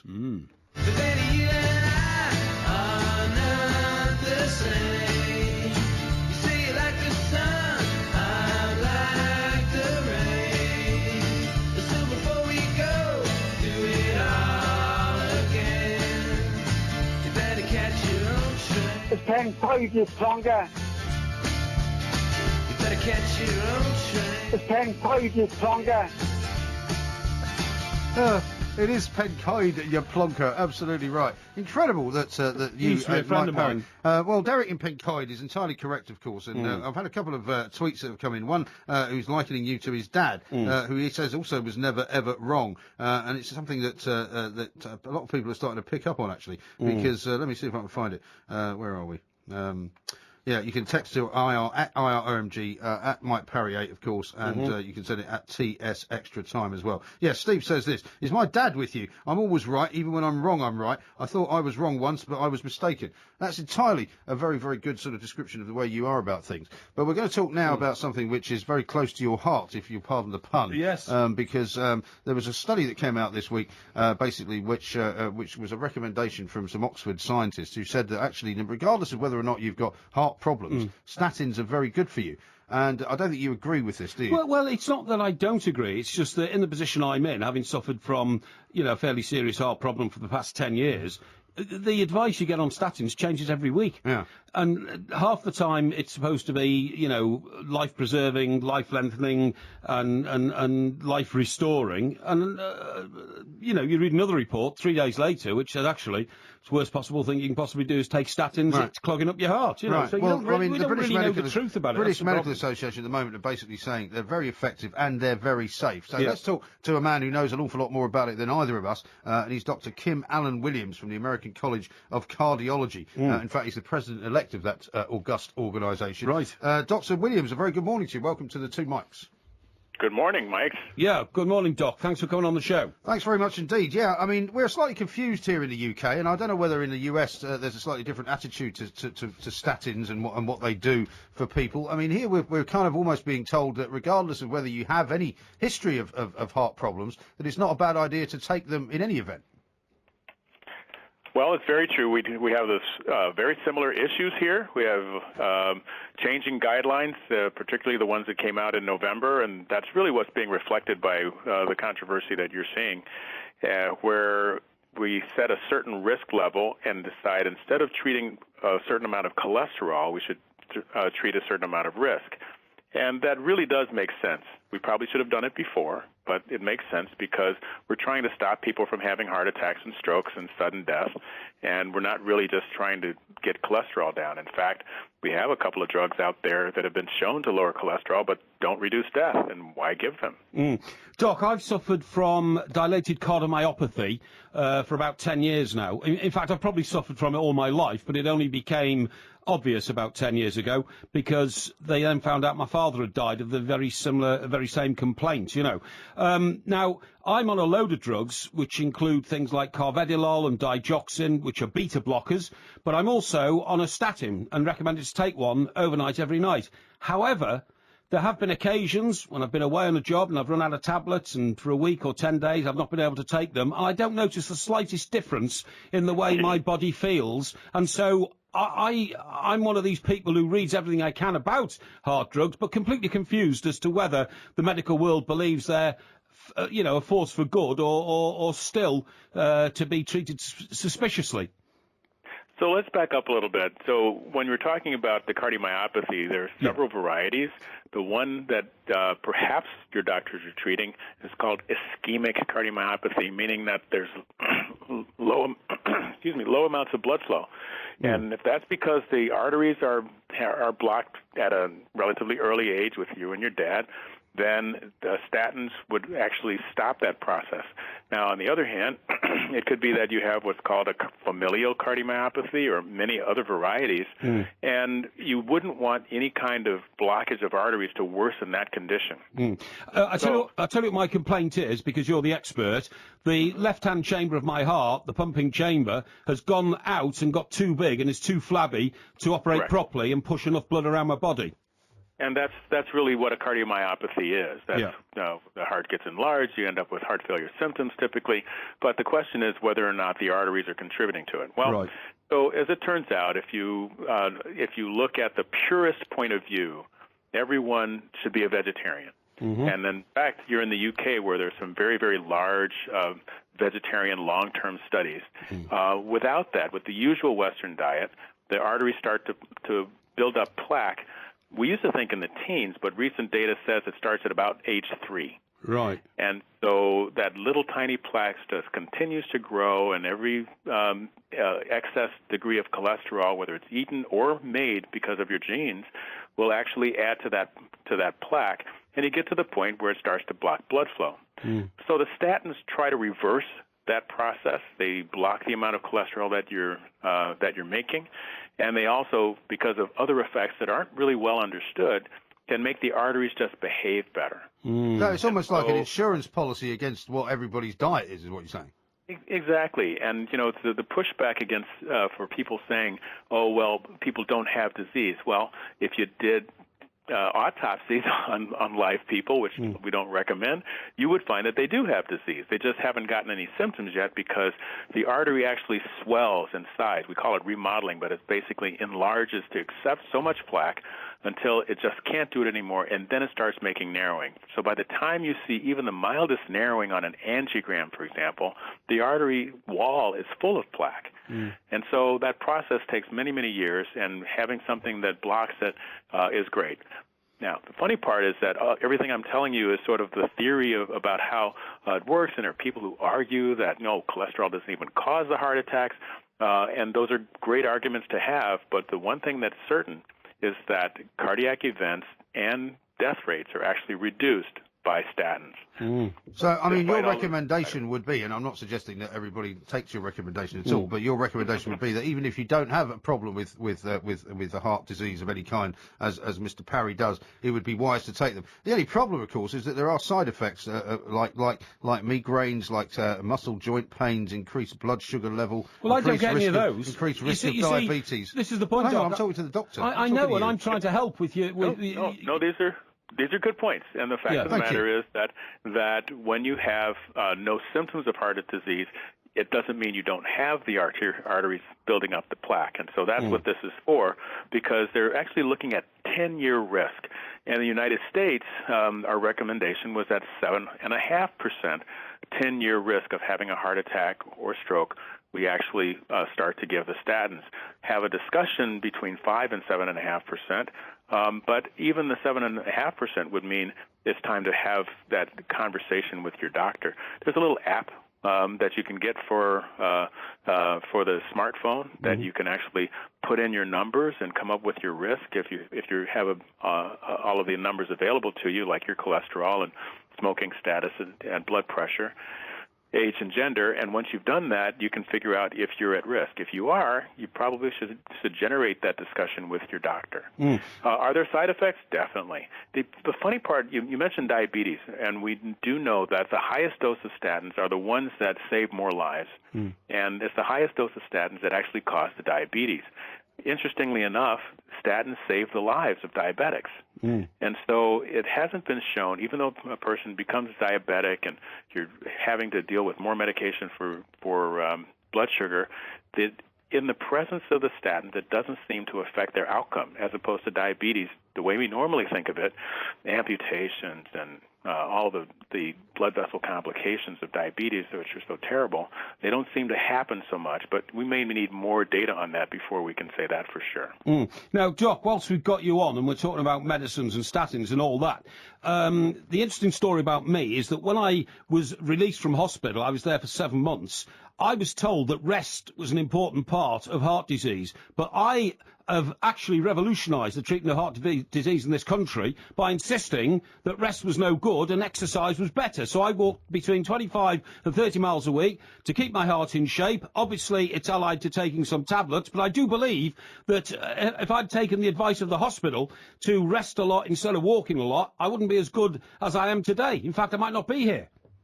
I think you're making a good point. So the real issue is that if you have heart disease, exercising puts you at risk. Not exercising seems to put you at more risk. Right. And so I think in your case it actually worked out pretty well. But our new heart failure guidelines do talk about the importance of exercise.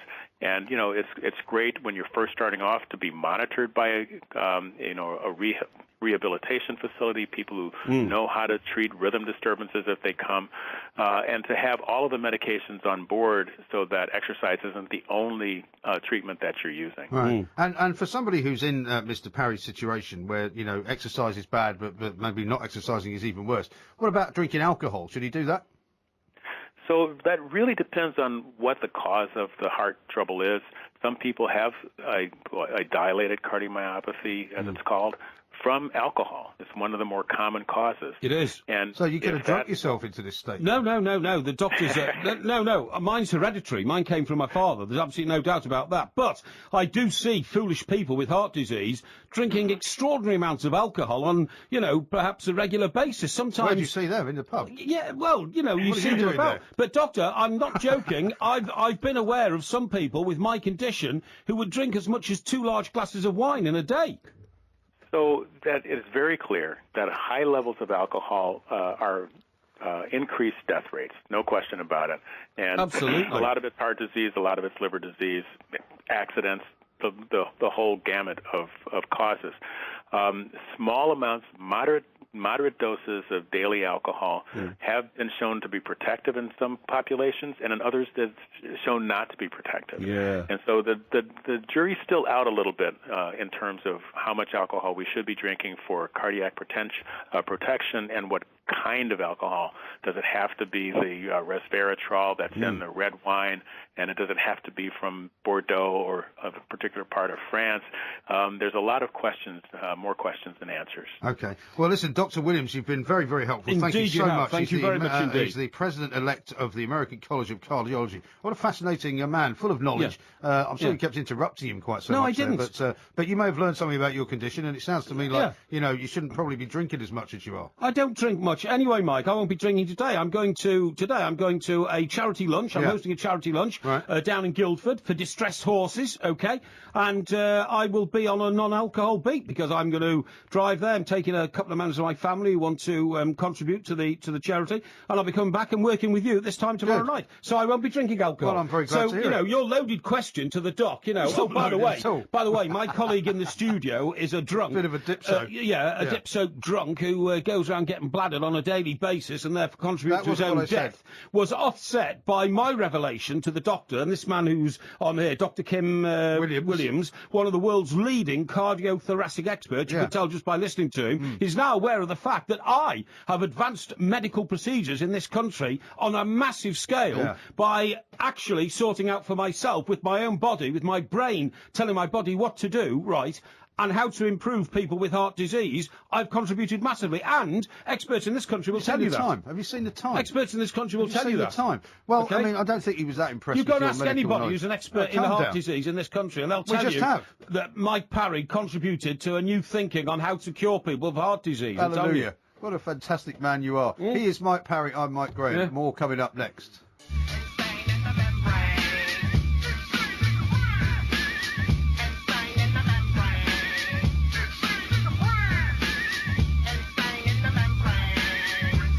This is Talk Sports Extra Time. I'm Mike Graham. We're going to talk about some football very soon. We're going to have a look at all the transfer stuff that's going on, including Mr. Luis Suarez. Tom from Dorset has texted in. He says, "Hey, Mike, it's a great show as always. You two should ride a tandem bike from Southend to Cornwall for charity. They could make it into a TV show. I would love to see that." Now, you mentioned a tandem earlier on social media, and I was saying I don't think they make a tandem for two people who are completely different sizes, because surely your legs would be too short to go on a tandem if I was sitting on the front of it. Yeah, well, your backside would be too big to go on a seat, mate. You'd squash it. That's not true. Yes, you would. Absolute rubbish. They'd have to build a reinforced bike to get you on it. Well, I mean, they could I bet build you haven't made rubber yet. In the history of the world, there isn't rubber yet thick enough not to burst. Well, when you put it on a may be- bicycle wheel and you jump on the bike, You bang, may be, tyres would go immediately. you may be as derisory as you wish to be about my weight, but anybody who sees pictures of us together will tell you that you actually look like you're heavier than me. Maybe we should just weigh each other. What an utter load of garbage, honestly. Anyway, who are you Load off to of lunch baloney. with today then for your little charity lunch? What's that I'm- all I'm about? go- And charity for horses, is it? Yeah, it's charity for horses. You're Yeah. absolutely right. Yeah, I don't mind telling people. It's called the Main Chance Sanctuary. Uh-huh. It's based down in Guildford, just outside Guildford, for How distressed many horses have they got? About 40 now, Really? I think. Yeah. People and, do leave horses just in fields, don't Oh, they? it's terrible. Awful. It's a terrible business, you know. And Do you get and- to ride on them? No. And the horses won't be at the lunch. I mean, this is the No, point. you're not eating the horses No, for lunch. no. It's a fundraising It's not a lunch. French charity. No, nothing like that. But it's run by the actress Jenny Seagrove. Oh, super. Yeah, who's Jenny, your friend from the Everton director's box. Marvellous. Jenny, my friend. Thespians. Full stop. Your friend from the Everton director's box. Well, what's that got to do with it? Well, she's your thespian friend, isn't she? You've been discussing the She's latest a friend because Hamlet. she's a lovely lady. She's got an incredibly kind heart. She is a lovely runs lady. charity for I met her a very long time ago horses. when she was married previously to that Indian playwright guy. I don't no idea. I don't know anything about her former life. All I know is she is, you're absolutely right, the partner in life of Bill Kenwright, Mr. Bill Kenwright, who's the chairman of Everton Football Club. And, yes, that's, of course, I know how So to... you're involved in this I because got of to know meeting it. her through Bill Kenwright? Yeah, of course I am, yeah, but I'm very happy So to it's not help. because you care about horses, is it? I do care about Do you? horses. Yeah, of course I do. Since when? Well, since you met Jenny Seagrove? No. I care about all animals. I'm an animal lover, and I give to... Is that why you spray the street lampposts with ammonia so the dogs might die of poisoning to stop them from... I spray the trees with ammonia so dogs do not make a mess on the not very animal pavements. friendly, is it? I pay enough taxes and local taxes and council taxes and poll taxes and parking taxes to be able to have a clean pavement but and how not is having that- dogs littering that pavement. And therefore, if a dog comes along my street and wants to ruin my Do his street with business. its business Yes. and its filth Yeah, and but all how is that- how then is- that dog deserves a whiff of ammonia. Well, how is that friendly to animals? Well, it's they're aggressive animals, and I've got to be aggressive back. That's called harsh discipline. It's called Really? tough. It's called tough love. Tough love, is that Yeah, what it that's is? right, yeah. Okay, no, it's called Absolutely. chemical poisoning is what No, it's it's called. not. No, it's not. And I tell you, dogs don't bother me in my street anymore. They've learned. Believe me, they've They've learned. probably all died Well, no, they haven't died. Of course, from they haven't inhaling died. ammonia. No, of course they haven't died. They don't die. But anyway, look, the point is, I'm always looking after animals. I feed squirrels, and What do you feed them? Well, you feed them like bits of chicken and nuts and all that kind Chicken? of stuff. Yeah, sometimes. Yeah, Give them chicken? Yeah. I don't think sometimes. squirrels should eat chicken. Well, they seem to like You'll it. turn them right, into yeah. carnivores. Well, whatever. They don't eat chicken. Whatever. Well, maybe. Where'd you get the chicken from? Where do you think you had chicken Well, from? I don't know. You have chicken from an oven, don't you, you fool? Well, you you slice a bit off and you give it to the So squirrels you who are give them running roast. round. You give squirrels roast chicken. Who are running? Yeah, I do. Yeah. I don't think that's very sensible. Who are running round in my on my I roof might take garden. a bite out of your foot the next time. No, I won't take a bite out of your foot at all. And anyway, look, they're not just the only animals that I care for. You feed the ducks, of course. I feed ducks. That's absolutely right. And I do donate to these charities that try to make sure that we don't go around shooting elephants and all that kind of stuff. Do you? You know? Yeah, of course I do. There's no end to your charitable work. Well, you mock it and all that. I mean, how many animal charities do you support? None. No. No. And how many other charities do you support? None. None. No. Okay. So you're like a zero giver to. Actually, that's not true. I did make a donation to a politician friend of mine who decided to get involved in this thing called Live Below the Line, where it's supposed to draw attention to poverty and in Africa, where children don't have enough to eat. Sounds like a very worthy cause. And so for him, what he did was he was sponsored, I think, for a month, and he could only spend £1 a day on eating. So he has to eat like very, very small amounts because that's all they've got to spend to eat in Africa. What would you do with £1 a day? £1 a day? Yeah. I'd probably save it up until I had enough money to buy kebab. Well, it'll be by the end of the week. Yeah, but you then feel very, very hungry on a daily basis. I would. It would be easy to eat on £1 a day. Easy. No, it wouldn't. Yes, it would. Absolutely easy. How would you eat on £1 a day? I'd get a tin of little tin of beans. How much are they? About 47p. Right. Well, Heinz beans. Yeah. Baked beans. Yeah. I'd get 3 potatoes, from the potato rack in Tesco's or something. Right? Probably, yeah. Yeah, that cost about 25p. I don't think so. Yeah, it would. Well, I'd like you to show me where you get 3 potatoes for 25p. Yeah, it would. It would. And then I'd get... But this also includes cooking the stuff, right? It costs you more than £1 in electricity just to heat that lot up. No, it doesn't include it would. electricity. Yes, it does. And then I'd get... it does. The whole idea is that it includes electricity. I'd get some sprouts, and I'd cook them, and then I'd eat that, and that'd be a great, nutritious meal. Did you see that thing about sprout juice the other day? No. Sprout juice is apparently the new thing that you're supposed to drink to get you healthy. Wasn't it called, like, green juice, not sprout juice? No, it's called sprout juice. No, it's made up of sprouts and other things, like cauliflower, what's that green stuff? Kelp, is it? No, not kelp, no, not kale. Kale? No, it's much more popular. No, not spinach. I didn't say spinach. No, not lettuce. Who's saying all these things? Broccoli. That's broccoli. What it is. Broccoli. Yeah. It's sprout and broccoli and spinach. I'm quite happy to eat those things. I don't think I'd want to have any of their juice, though. Yeah, but I mean, you could do it. And the other no, thing you couldn't. It's very, very difficult. The other thing you do is, I see what this guy eats, all right, and it's very difficult. Yeah, and if you go into some of these supermarkets late on before they shut, the ones that stay open until sort of 1 o'clock in the morning. We've got a guy here who does that. Or 12 o'clock. He comes back in. He said to me the other night, "Do you want some carrots?" And I thought he was going to offer me like some carrots just to nibble on, as a sort of a thing to keep you going through the night. And I said, okay then. And he produced this massive, like 2 kilogram bag of carrots. Of batten carrots, which had the sell-by date had already passed. Yeah. So I had to eat carrots. Nothing wrong with that. No, they were very good. But those sell-by dates. I had to keep eating them for days and days, though. Well, that's all right. That's fine. That's good and nutritious stuff. I started turning orange. A right contract, the old sell-by dates. See what's happened here? You've noticed what's happened here. Because I told you that actually I do occasionally contribute to charity. It's completely shut you up, hasn't it? Completely stymied your nasty, vicious attack on me. No, you don't. I don't believe in charity, generally speaking, because all charities are a con, because every single charitable organisation that I have ever been involved with spends more money on the administration of the charity than on actually handing the money out. I totally agree. It's an absolute waste of time for you to give money to most charities. Well, funny enough, you should say that, but I'm starting to cut back on donating money to big international charities. Yeah, especially them. Yeah, exactly, because I find out that their bosses are earning things like they're earning six-figure salaries, 250 grand a year, and they've got hundreds of people working for them. Whereas, yes, they have, and they have huge advertising campaigns and all that kind of stuff, Whereas, if you can go to a field in Guildford and see some distressed horses now looking better and healthy, and they've been well looked after, you know that the money you're giving, because my donation to the charity is to buy a table at this lunch tomorrow and then, help host the thing. And then I go round to the field and I see all these happy, healthy horses, and you suddenly know that your money is going directly to helping distressed animals, and that's a great feeling. Much better than wondering whether or not anybody in Africa has used my 50 quid a month to actually save an elephant from being shot. So I don't know. So you don't do that anymore? Well, it's not that I don't do it. I'm reviewing my charitable donations. Yes, you should. And my accountant wanted to know why so much of my money was disappearing into these things, and I hadn't really thought about it, because what's happened is over the years, whenever I see a charity and I'm watching the telly and maybe I'm intoxicated or something, and no, it happens, doesn't it? No. And then you think, I've got to donate to that. I just ring up the number and I pledge like 50 quid a month. But over the years, all that has mounted up, and it's a ridiculous amount of money now, which I'm giving away each month to charities, some of which I'm not even sure still exist.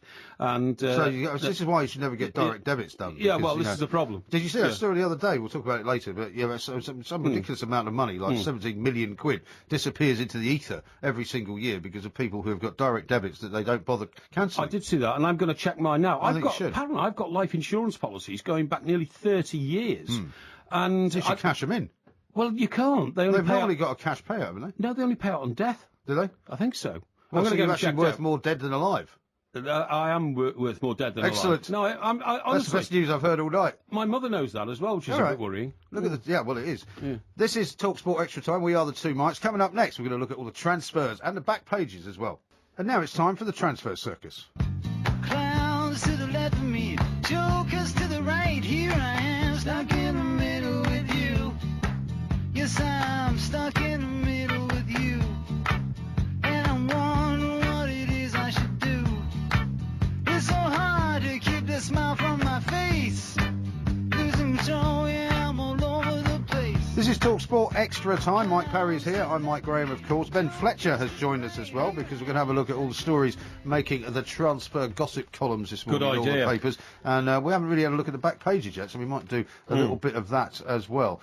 So, Ben, what do you... Luis Suarez, I guess, is still the big story. Well, it is, and I'll tell you what, I've actually been flicking through the game supplement of the Times. Absolutely brilliant. Great companion for the World Cup. It's got everything for the quarterfinals coming up. It's reinforced my belief that Germany are indeed going to win the World Cup. But I'll come on to that. I think so. I think they're the most powerful. No other team have convinced me as much as Germany have in this World Cup. I just think their sheer power. What, not even Holland?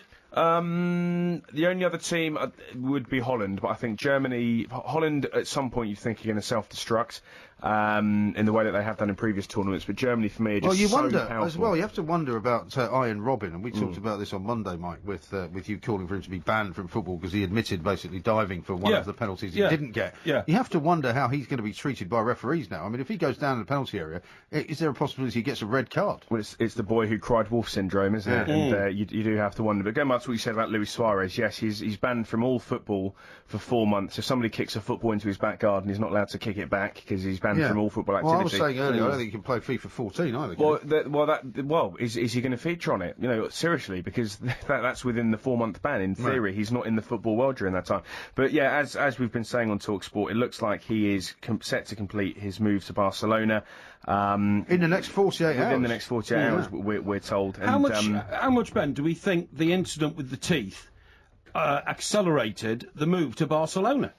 I mean, was this on? Were we talking about it immediately before the bite? There was, I mean, immediately before the bite, it was Real Madrid that was supposed to be interested in it. Exactly. But then Barcelona kind of started hovering around, so there was a suggestion. Yeah. That I think the biting, Luis Suarez was always going to be a transfer target. You know, before the World Cup. But he was last summer. He's one of these players that have always been a target. But I think crucially, in a World Cup year, he was in the shop window. You know, he's done on the pitch with the ball. He's done himself no harm whatsoever. Scored 2 past England. You know, he's not had a bad tournament whatsoever. Off the pitch, well, you know what I mean. I don't mean off the pitch. With regards to the biting, he's done his reputation the non-football incident. The non-football related incident.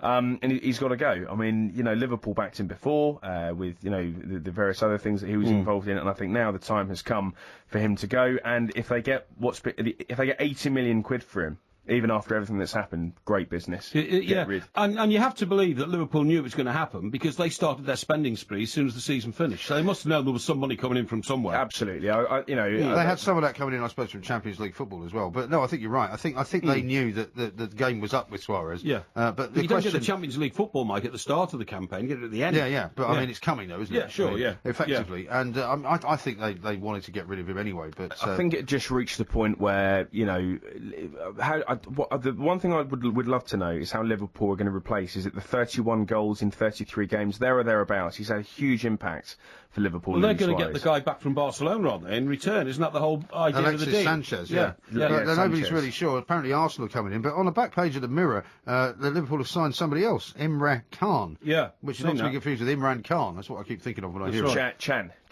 Emre Can. Emre Can. Chan. There's no H in it, though. No, but it's... I said can once and ended up on Clips of the Week, so well, why have they got a headline that says, yes, we can? Because it's Chan. I think well, it's not Chan, though. It could be a play on words. It is. Yes, we can. Yes, we can. Doesn't make any sense. No. The headline you would have written. Look, phonetically, they put it in yellow. Can. It's C-A-N. You're supposed to pronounce it can. But, of course, his name is Chan. You didn't even know that. I did, because Ben just told me. Yeah, but you didn't know that before, then. I did, because I talked to him outside about it before. All right, well, let's hear about Mr. Chan. Who is this guy? What nationality is he? Well, he's a fantastic player. He's certainly going to boost the Liverpool squad. And as Mike said, you know, they've started spending money long before Luis Suarez went. He's from Bayer Leverkusen. He's from, yeah. He's You've heard of them, German, yeah, absolutely, from Bayer Leverkusen. As we a strange name for a German, that Chan. Well, yeah, well, you know, the Germans are another side who've really, really embraced, you know, multiculturalism, diversity, and you mostly from Poland and East Germany and Turkey, and other parts of. They've nicked players. They haven't embraced diversity. They're all German way. They've gone around, you know, pretending that most of Europe belongs to them. There's talk that we should do some of that in this country with Adnan Januzaj. He's gone to Belgium, and there was a bit of upset that he. The Swiss did the same, didn't they? I mean, half the Swiss team are all people who were born outside of Switzerland, but they've all got Swiss citizenship because of you know what happened in the Balkans. Probably because their fathers have got Swiss bank accounts with lots of money in them. Well, that may be true too. Well, one of the most interesting ones is the Scotland national side. You know, mostly English players at the moment. I mean, obviously you've got the likes of Alan Hutton, Alan McGregor, the goalkeeper. You know, several other Scottish-born players. But a lot of them now, you know, James Morrison was born in Darlington, which is in the northeast. It's my cousin went to school with him, and he's as English as shepherd's pie in his own view. Do you remember? You probably won't. You a bit younger than us, Ben, but Bruce Rioch, who was born and brought up in Luton and was as London as anything. He was captain of Scotland. I mean, that's, you know, it's I don't have a problem with that. I mean, you know, I've got a Scottish dad, English mother. I've got a German grandmother on my Scottish side, and if I was good enough... A German grandmother? So I can still actually support my team in the World Cup. So you could play for Germany, then? I wouldn't feel right playing for Germany, but I could do. You know, if Adidas want to come in, or another major sponsor and want to work something out, fine. But I'd probably choose to play for Scotland over England, given the choice. What? Because why? Because you go to a World Cup with England, you know, you try your best, you come home, and it's all misery. You don't go to a World Cup with Scotland. I think that will soon change, to be honest. They should have qualified for this World Cup. You reckon so? Absolutely. You reckon they're getting a stronger and stronger team? I think they're getting a much stronger team. Gordon Strachan has got them playing a style of football now which is so much more positive than some of the rubbish that Craig Levein was. Craig Levein played 4-6-0 against Croatia. Yeah. I mean, it was nonsense, absolute nonsense. I mean, Scotland morally should be at this World Cup. Morally, they should have taken the place of Croatia. You've gone all native on Scotland. I'm not at all. Look at the results Scotland got in that group. You're a, what's it called, that thing, that big tree you chuck around? A big tree, a caber. You're a caber tosser. By the way, I've just been reading up on Mr. Chan, as you say. He's originally from Turkey. He's originally Turkish. It's a Turkish ancestry he's got, which I suppose might explain the pronunciation of the word can. Indeed. But Liverpool are spending lots and lots of money, and they're not the only ones. Arsenal are going to be bidding £20 million for Morgan Schneiderlin. Of Southampton, of course. Napoli have also joined the race. That'll be the fifth player they've lost. That'll be the fifth player they've lost, and it comes back to what we were saying last night, Mike. You know, where is this tipping point? It's all very well saying, well, we'll sell talent, we'll replace it, but the whole of Southampton's team just seems to be walking out. Hang on, who's it then? Lambert, Lallana, Luke Shaw. Luke Shaw's gone. And who's the fourth? Morgan Schneiderlin, and it happened a day or two ago, but my mind's gone blank. Okay. But anyway, they've lost 5 players now. They've lost 5 players. That's the fifth one. Yeah. And they were all first-choice players, were they? Absolutely. Yeah, they were all for the first team. Yeah, all right. Okay. It's going to be tricky replacing them all at the same time. Well, I went to Southampton at the end of last season. They beat Everton 2-0, and believe it or not, it was 2 own goals. So they weren't very effective up front, Southampton, at all, even with Ricky Lambert. So they'll be even less effective now. Well, absolutely, and you do worry about teams like Southampton. Arsenal have been busy boys, as we've said. You know, Morgan Schneiderlin they're looking at. They've also apparently made an offer for Sami Khedira, the Real Madrid midfielder, $23.8 million. So, if that is true, Arsene Wenger is maybe. But we're hearing all this as we always hear it, aren't we? That Arsene Wenger's going to pay this and that and the other, and he always ends up getting nobody at all. Well, absolutely, but I think Arsenal are a team that really need to spend. You know, they're in the top 4 this season only because, and I'm sorry to say it, Mike, Everton bottled it, as did Spurs. You know, if they just had a little bit more longevity, if they maybe, taken it a bit more seriously, they would have been a top 4 side. Well, maybe, but it's all about resources and Everton's stretch. Now, talking about this, by the way, this is the great transfer conundrum at the moment. One of the papers this morning, not the papers we're looking at now, but yesterday's Thursday's papers, said that Louis van Gaal has instructed the people at United to boot Fellaini out of the club. Not surprising. So where's he going to go? Who knows? I mean, it was a few and how months much ago. is he going to go for? Well, a few months ago, I think it was said that the United would only get about 12 million for him. So they'd lose massive amounts of money. Yeah. Maybe go back. Why not go back to Everton? Would you not have him back? No, I wouldn't actually, because I don't think you should look retrospectively at things like that. Never go back. Never ever go back. I mean, look, football. the contradiction on Merseyside, of course, was Ian Rush went to Juventus and came back again and was even better. But that's a bit different, isn't it? He was one of the world's best players as well. one of the greatest players to never play at a major tournament final. Exactly, that's right. But it's funny, because after that game, abroad. the Belgium-USA game the other night, I thought Fellaini had a terrible game, and so did the commentators and everybody else. And when I spoke to some guy who was a Belgian sort of, football expert, he said, he thought we had quite a good game. But Fellaini played, I thought, for Belgium the other night, as he does for Manchester United, with not very effectiveness, you know? I mean, he kind of was very sort of lackadaisical, doesn't really put much energy. I mean, many would say he only shone at Everton because, Everton are not a top 4 team, and therefore he excelled. But of course, he found his measure at United. He simply wasn't good enough, was he? Well, absolutely. Where would he go now? But then David Moyes didn't play him where he used to play him for Everton. No, he didn't. No, that's right. There was a bit of a debacle. I mean, that whole David Moyes episode at Manchester United is going to go down as almost as mysterious as what happened to Andy Murray yesterday, who's still on some of the back pages that we should talk about, because you can't really explain how David Moyes managed to mess it up to such a degree. I don't know if we'll ever find out about that. I know, I know that a lot of the players. I know that a lot of the players were against him and they didn't take to him, and Van Persie wasn't exactly cooperative. But it's just incredible. And we were talking earlier yesterday about the Andy Murray episode and how there was this story in the papers yesterday about how there was this weird thing that he shouted to his group of 5 minutes before the match starts. As if there was some with kind a few expletives, by the way. With a few expletives that we can't repeat on a family radio show, obviously. But on the back page of the Daily Mail this morning, Murray's still a class act and he'll be back, says his mother Judy. So there's no Tim Henman. Yeah, there's no further kind of elaboration on what could have happened. But it happens. I mean, other players. Well, one theory, right, which we heard from one of the press guys talking earlier on the Sports Bar, was saying that it might be something as simple as his girlfriend Kim revealing the final plot twist of a particular box set that he was watching. Yeah, really? Just 5 minutes before he went on court. Yeah, seriously, which might have thrown him. Apparently, his deepest relaxation to get away from the pressures of tennis is to watch all these box sets. So he might have been watching, for instance, Broadchurch, right? Yeah. And suddenly somebody told him who the killer was, or something like that. And 5 minutes before the game starts. The other theory is that his coach didn't notify him that he was going on court as early as he did, because the previous game had only lasted 57 minutes, and so he had no time for mental preparation.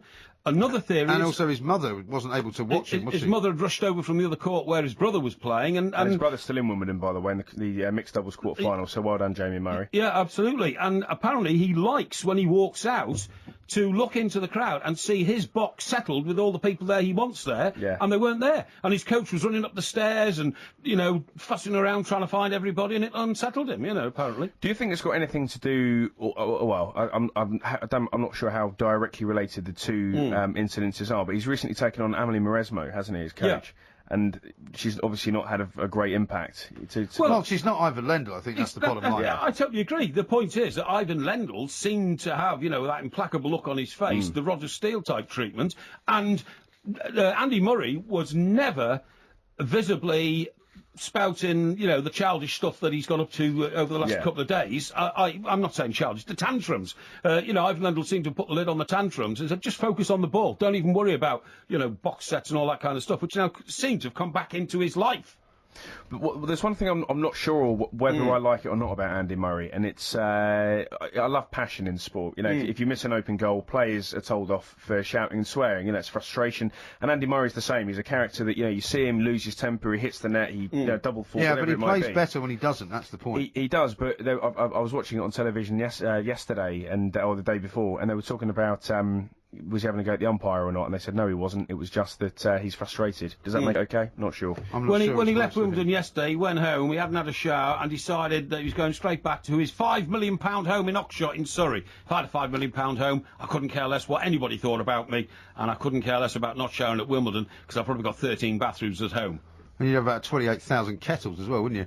This is TalkSport Extra Time. He's Mike Parry, I'm Mike Groan. That was Ben Fletcher, of course. Coming up in the next hour, we're going to go down to Australia, catch up with our good friend Sandra Lee. She's going to tell us exactly what the reaction's been to Rolf Harris's conviction here in this country. And, of course, we'll be giving Porky a quiz, because it is the 4th of July. It's Independence Day in America. He's an expert in that, would you not be surprised to know. So we'll see whether we can get more than 3 out of 10, which is what he normally scores on these quizzes. This is Talk Sport Extra Time. I'm Mike Graham. Mike Parry's here with me. There will be a podcast coming out of the two mics in a few hours' time later on this afternoon as we prepare for the football, which is going to be magnificent, I'm sure, live right here on Talk Sport. Something else we want to talk about on the show this morning, though, is that you pointed out earlier to me, Mr. Parry, that it's National Shed Week. It certainly is. I don't know what that means exactly, but why is it National Shed Week? And what are you supposed to do? Well, you're not supposed to do anything. It's obviously something which has, been invented by people who manufacture sheds, yes, for obvious reasons. But having said that, I do think sheds are very close to the heart of British people, and in particular British men, because sheds are often seen as a haven from the rigours of domestic turmoil, domestic involvement, domestic pressure, and sometimes domestic bliss. Yes. And you get down to the shed, and all of a sudden, wow, you're in your lone world. The shed at the bottom of the garden. Shed at the bottom of the garden. But you've got to have a big garden to have a shed at the bottom of it. A lot of people don't have big gardens have got a shed anyway, though. Yeah. They just keep, either they keep their sort of lawn mowing equipment in it, or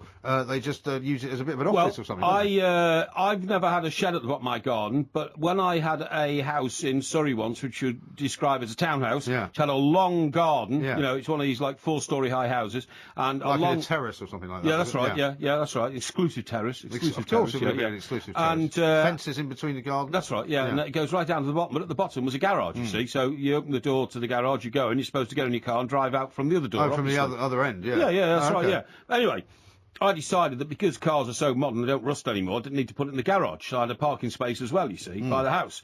So I started to convert the garage into a pub. Right. And this is going to be my dream. Yeah, pub, yeah. Did it have running water then? Because you put, like, what they call in America, a wet bar. You can put a wet bar in, can't you? I never got around to putting running water in, to be honest. I wouldn't have needed it, would I? Well, if you've got a bar, though, you need to have a sink, don't you? No, just a fridge.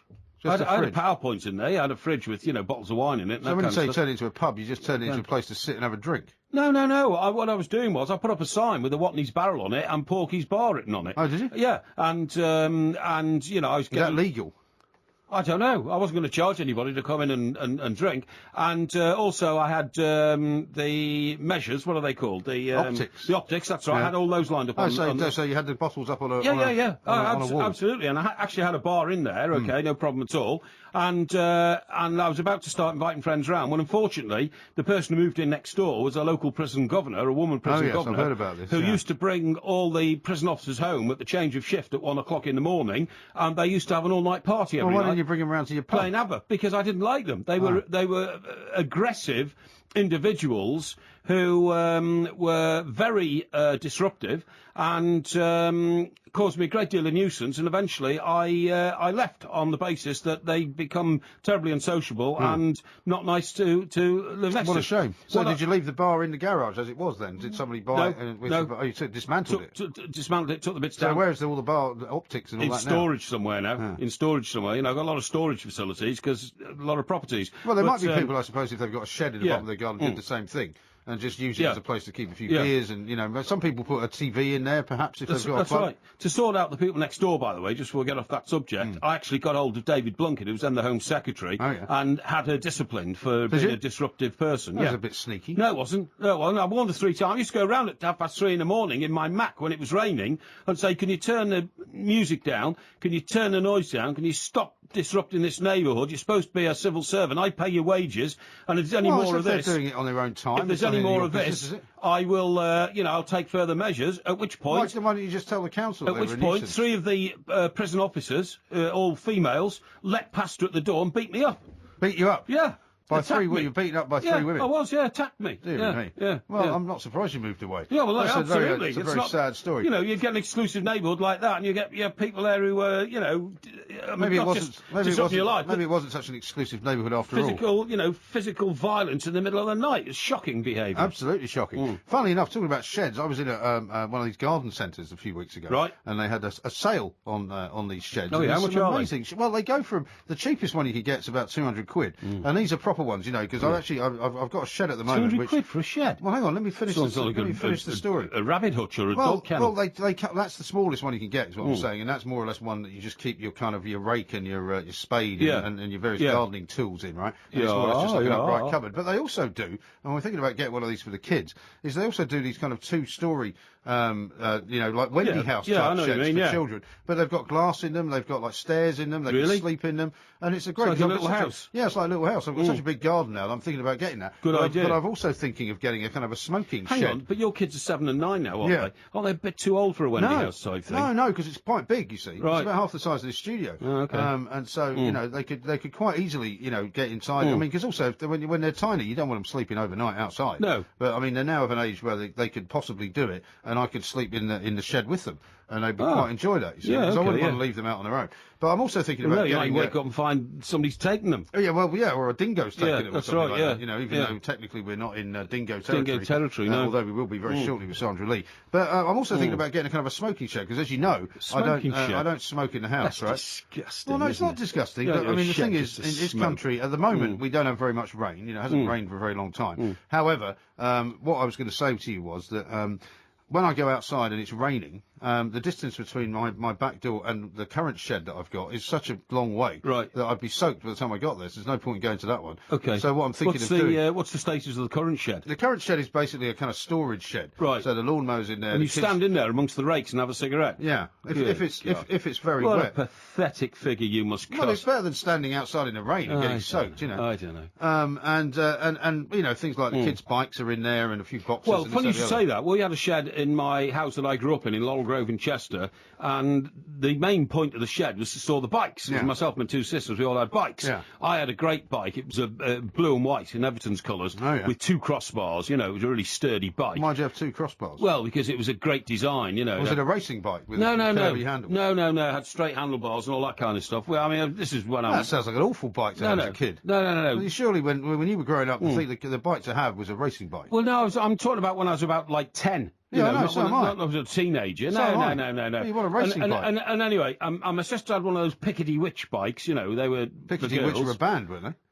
Well, the bike was called Pickety Witch. It was a pink bike, yeah. Pickety Witch were a band, and then my other sister, she had a more grown-up bike because she was the eldest one.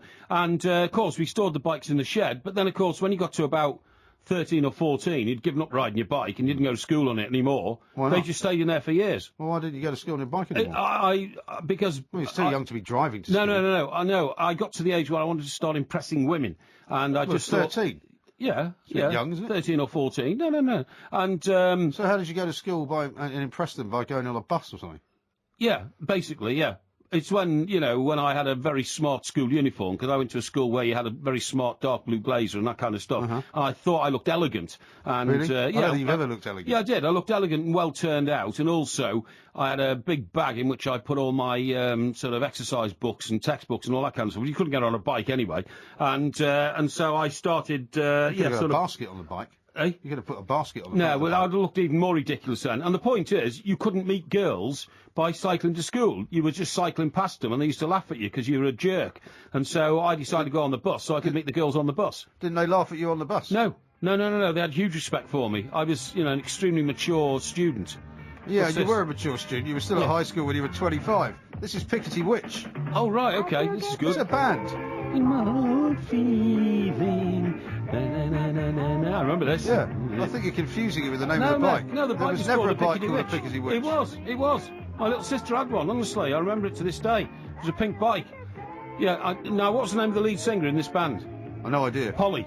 Polly? Polly. I bet you it was Polly. I bet you if I asked those boys behind the glass there to find it, it was Polly. Well, they'll find out, I'm sure. Yeah. They're very good at that sort of thing. Yeah. Right, coming up, we're going to talk to Sandra Lee, who wasn't in Pickety Witch, but she has got a great depth of knowledge about what the reaction to Rolf Harris's conviction is down in Australia. Polly Brown, I'm told, is the name of that singer. See? How about that? Yes, that was finally probably remembered 30 something. years ago. Probably 30 years ago. You finally remembered that something. Band. Well done. Incredible. Oh, brilliant. This is drama in the extreme. I can remember what she looked like. She had long hair, long auburn hair. Yeah, right. Oh, wonderful. I fell in love with her, actually. Yeah. Oh, well, we don't want to hear any more about that. Coming up next, Answer. we're going to talk to Sandra Lee about Rolf Harris. This is Talk Sport. This is TalkSport Extra Time. I'm Mike Graham. He, of course, is Mike Parry. There will be a quiz coming up for July the 4th. It is a celebration that both Mr. Parry and I have taken part in over the years. My family living over in New York, there always used to be a fireworks party that went on. And one of the people that used to attend the fireworks party at my sister's apartment, funnily enough, was Sandra Lee, who we're about to talk to now. Absolutely. Down under in Australia. Sandra, very good morning to you. Happy 4th of July. Oh, good morning to you too. Morning, Sandra. I don't suppose they celebrate the 4th of July in Australia much. Did anybody have a party down there for it? No, look, a few of us get together in a local pub, you know, the usual bunch of Americanophiles, and we'll raise a glass, but it's not a big deal down here. OK, great. Now, Sandra, the big story which has been dominating things in England involving a very pertinent Australian angle is the Rolf Harris story. And as we speak to you in a few hours' time, Rolf Harris is due to be sentenced in court here in London. What sort of impact has that story had back in Australia, please? It has been front-page news, and it has absolutely rocked Australia. As you know, Rolf was one of our great heroes, one of our great exports, and everybody, including starting with the Prime Minister, who said he was absolutely gutted, and I think most Australians feel the same way. He was a bit of a legend, and he's just he's been proven to be an absolute pervert.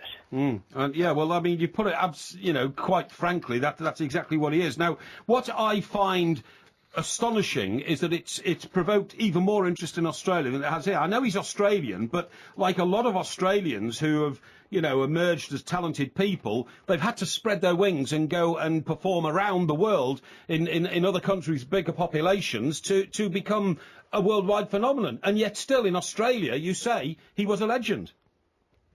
He was a legend until this week, until the convictions came down. He absolutely was a legend. And in fact, this is how odd it is.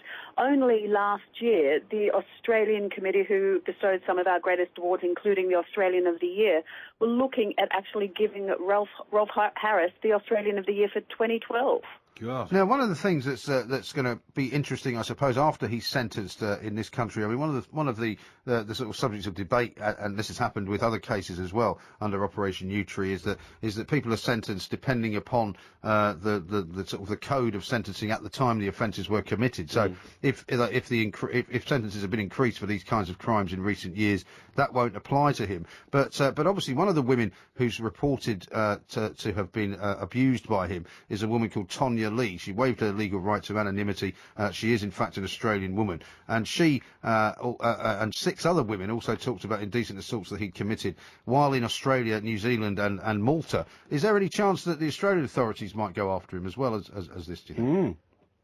At the moment, they're saying no, simply because none of those women have actually made an official complaint to police. They have to have that in writing from the women, and at that stage, I think that if they decide that there's a case to answer, they will definitely prosecute him. But again, it's also depending on whether or not, what type of sentence he gets in England.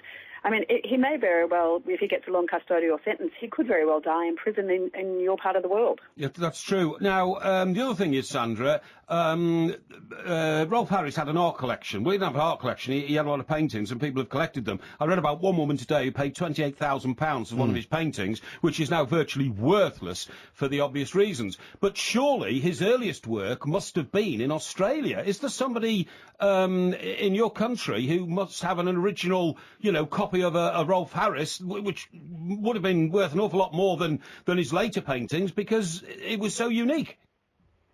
Absolutely, and in fact, all of the galleries around Australia have huge collections of Rolf Harris's work, and not surprisingly, if any of them were on display, they've all been taken down and put into storage. Nobody wants to have him anywhere near them. I mean, he's a disaster. Well, he really is. He painted a portrait of the Queen, I think, didn't he, recently? And nobody knows where that is. And one of the things... Yes, and didn't... Sorry, wasn't he painting that? Wasn't the Buckingham Palace made aware at the time too that he was a lecherous, dirty old man?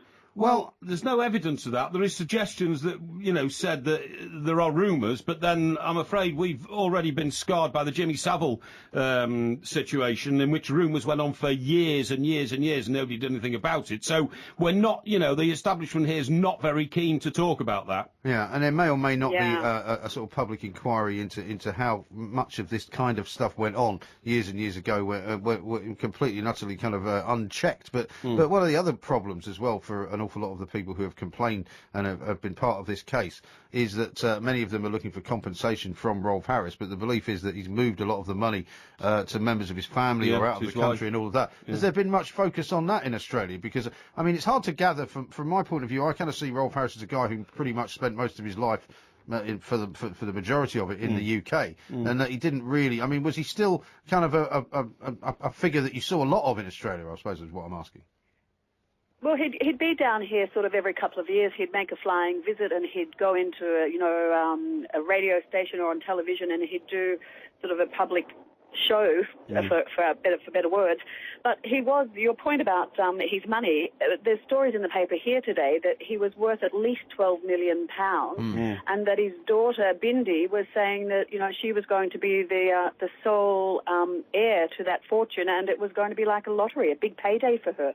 But I think that if there's a lot of civil proceedings against him, maybe that money will be dwindled down, and also I can't imagine that his legal expenses are very cheap. No, I can't. He's paid hundreds of £1,000. Sandra, that's fascinating stuff. Let's move on to a happier story, and this is the boy, what's his name, Nick Kyrgios. Nick Kyrgios, yeah, I was going to ask you about Nick Kyrgios, who's the new kind of Australian tennis star. Managed to knock Rafa Nadal out of Wimbledon, lost the following game the next day, but nevertheless has made quite an impact here. Has he been championed as the next big thing?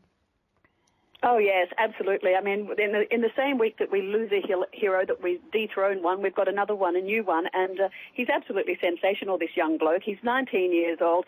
He used to be a real chubster as a kid, and there's loads of photos in the papers and on television here from his mum showing what a little fat boy he was, and a lazy boy, she said, but he's just turned out to be an absolute star. He's a real Aussie larrikin, too. I mean, we all know that great story that he said just before he took on Rafa, that, between us there's 14 Grand Slam titles, and of course they all belong to him. That's right. I think the other thing I liked was that his mother came out and said that she'd actually bet on Rafa to beat him on the day that he was playing him, which showed a certain sense of reality as well. Yeah, exactly, and he said that made him really angry, and he sent her a bit of a rude text, and then after he won against him, he sent her a text with a big smiley face on it. I mean, he's a terrific guy. There's an exclusive that he's written in one of the local papers here today, and in it he talks about how, after he lost yesterday to the Canadian, he went and stuck his towel over his head in the locker room and just to think about what he could have done better, and he said he honestly feels that he could have won, but that's tennis and that's Wimbledon. It's what makes the sport so great. He seems to live by Xbox as well. He talks an awful lot about Xbox. Well, he said he was just like every other 19-year-old kid. That's right, it's an Xbox, yeah. Now, Sandra, I suppose you know what Xboxes are. Of course I know what an Xbox is. What is an Xbox? Well, it's a machine you play games on, isn't it? Yeah, it is. Yeah, it's a console. Some people call it. Yeah. Anyway, like Sandra, Pac-Man. Quite right. Now, Sandra, Space Invaders I need a definitive answer, please, on a question of Australian culture. I've got a boomerang, which I picked up when I was last in Australia in Perth. I've never thrown it because I know that it would probably go through somebody's window. Now, I want to know whether the boomerang coming back is just a complete and utter myth, or whether you can actually fashion a piece of wood. It doesn't. I mean, have you ever seen a boomerang come back, Sandra? I myself have never seen one come back, but exactly. I'm told I'm reliably. She lives in the Sydney. Aboriginal people, they can do it. Well, surely you must have seen it. I've thrown one that's come back. Oh, why don't you believe what I'm telling you? Where? I told you when I was growing up, a friend of mine who was my neighbour, whose kid I used to play with, was from Australia, and he had a boomerang, and we used to go up to Hampstead Heath, and we used to throw the boomerang, and it would come back in a great big semicircle. Sandra grew up in Australia, and it wasn't like every Christmas you got a boomerang in your Christmas stocking, you went out and started throwing it, and it was coming back. Was it, Sandra? That's exactly right. I don't think I've ever really put my hands on a boomerang. That's what I'm saying. I mean, see, Porky thinks everybody in Australia walks around with the old Crocodile Dundee hat on, a great big knife and a boomerang. No, I mean, that's not the way it is. Sydney's a very sophisticated place. Yeah, of course it's sophisticated. We've all got kangaroos as pets. A boxing kangaroo, I hope you mean. No, I know that, but what I'm saying is, I just don't believe. I have never seen somebody throw a boomerang. It's gone whoosh, whoosh, Well, I'm sure you've never seen a lot of and come things. back. No, but Sandra, have you ever seen that even on a piece of TV footage in Australia? I think I might have seen it on television, where all amazing things, magical happen. Yes, exactly. What a stupid question. No, it's not a stupid question. What else have you It's not a seen on stupid TV, question. Sandra? Have No, you seen, well, hang on, like, hang you know, on. an elephant doing tricks on a surfboard on Right, television? what Therefore, it I'm- must be true. what I'm I mean, try- you're a complete idiot. I'm not a complete idiot. Here, for instance, Sandra, when you lived in America, right? When you lived in America and you went over to the West Coast occasionally doing a story, did you ever see a man on a surfboard surfing in from 2 miles out on the crest of a huge wave? No, No, You I don't didn't know surf that. in from I 2 didn't miles know out. that. I Did don't you ever think- go to Malibu? They don't exist. Did you ever go to Malibu? Of course I've been to Malibu. Right. And What's these- the name of the restaurant on the Malibu Pier? I don't know the name of the restaurant Malibu Pier. I wasn't there to eat in 5-star restaurants, was Well, I? I sat there and watched people surfing in the Malibu surf. What, on the crest of a huge wave? Yeah. And and then did they surf underneath the waves? Yep. The wave folded Yep. across? No, rubbish. Yeah, they did all that. Talking nonsense.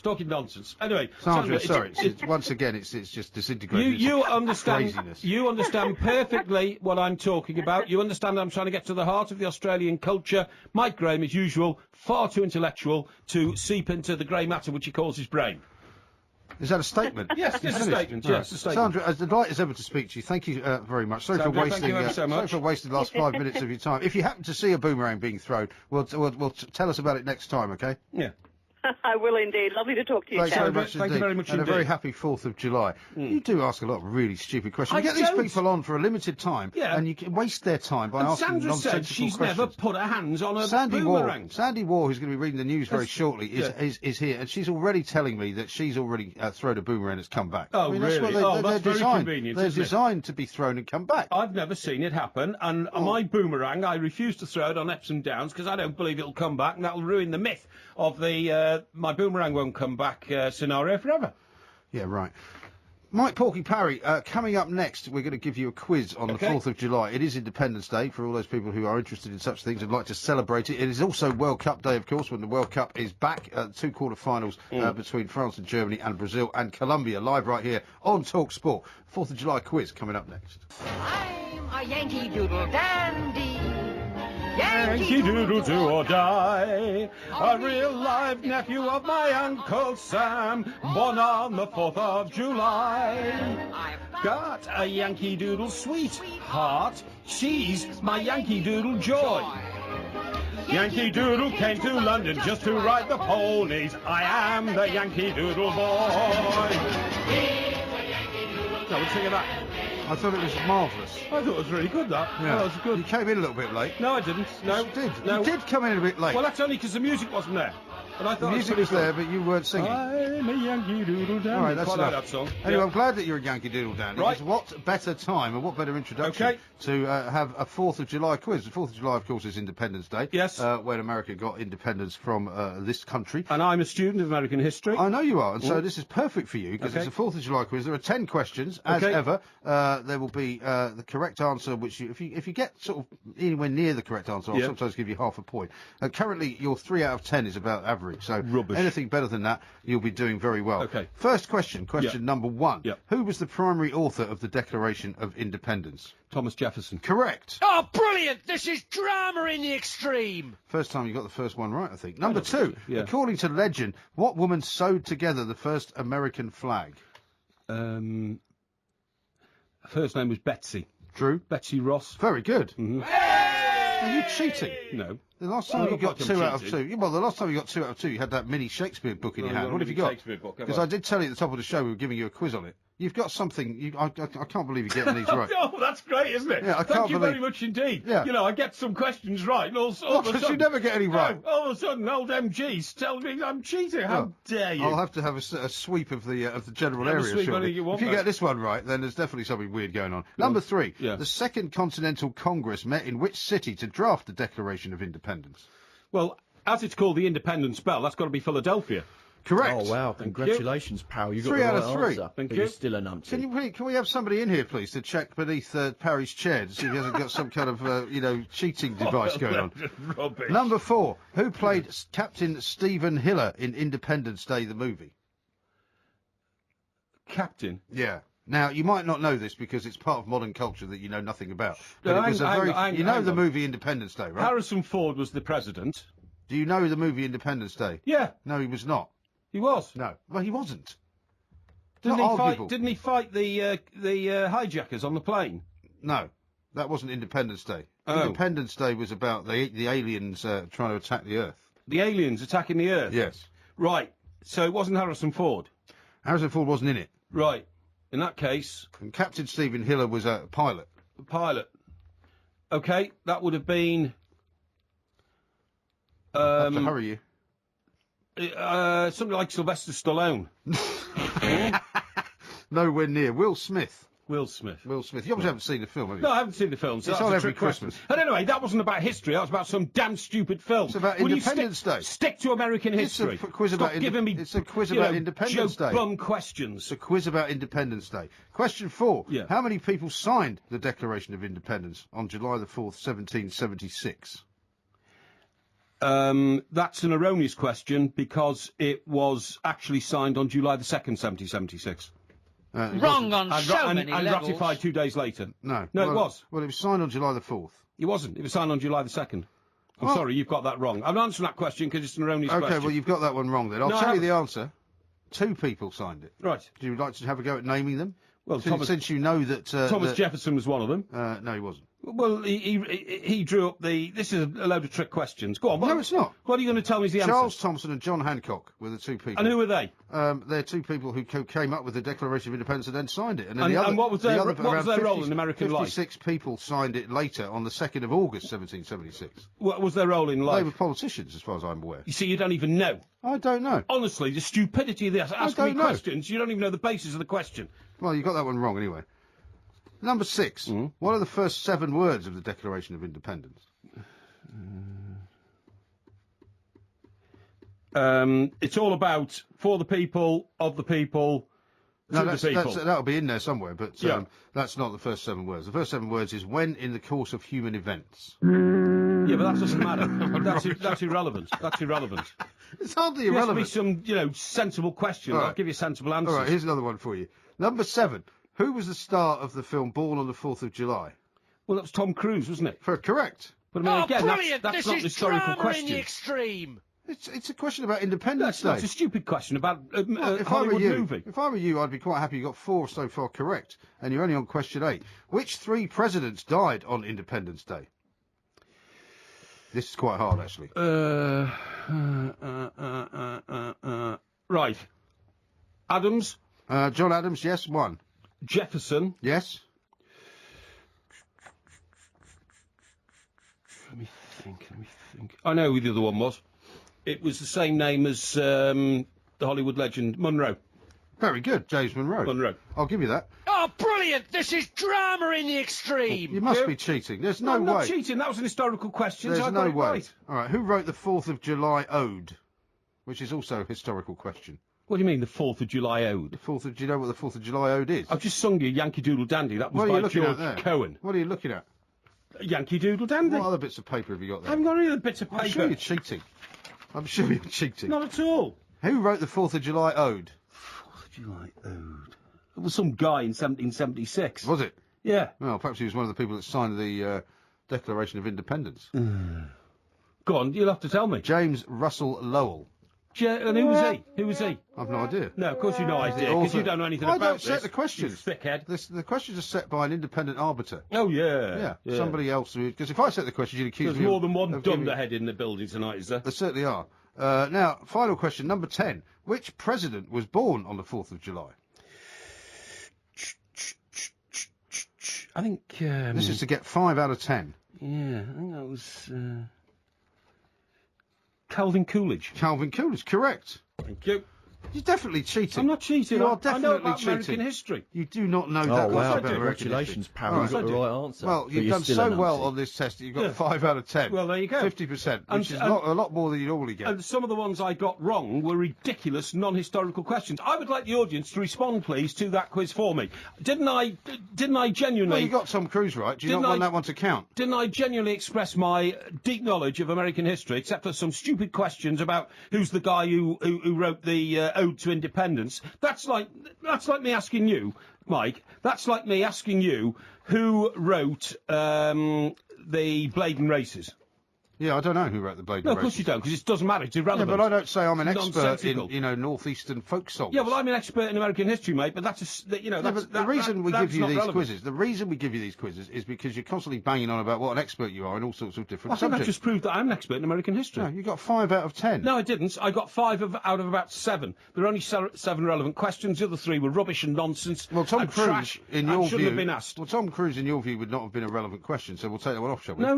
4 out of 10. No. That's additional knowledge. That's my additional knowledge. Really? Yeah. Alan the Milkman has texted into 81089. He says, "Tell Porky I sent a boomerang to my friend in Australia. He had moved, so it came back to me." Do you get that? And also, by the way, on social media, Dave, the producer, has sent out a video which you've just watched. So if anybody wants to see it, it is actually possible for a boomerang to be thrown and to come it back. Was staged. That was, you could tell. Staged. Look, I've just seen it. The guy, right, he didn't throw the boomerang. He patted it into the air as though he was hitting a shuttlecock in a game of badminton. It then took off at an enormous speed on a huge arc into the air. He stood there, it came back, and he nearly dropped it like Butterfingers when it came back. He was you so don't shocked. believe the video is what Sorry? you're saying? You don't believe it? The video's staged. Well, I think people should watch it and let me know. Staged. Ian says this. He's in Perth, Australia. He says, Porky, I've thrown a boomerang many times and they do come back. It's all in the technique. And I don't know about this one. It's been sent in by Mark at IROMG. He says, "My name is Mike Graham. I've seen and done everything." What does he mean by that? Well, he means just because I've seen people surfing in Malibu. No. Plenty of people have seen people surfing in Malibu. It's not that unusual. If you go to Malibu, you can't miss them. It means you're an egotistical dope. Is that what he means? Yeah. But at least I admit when I'm wrong, though. This is Talk Sport. More from the 2 mics next.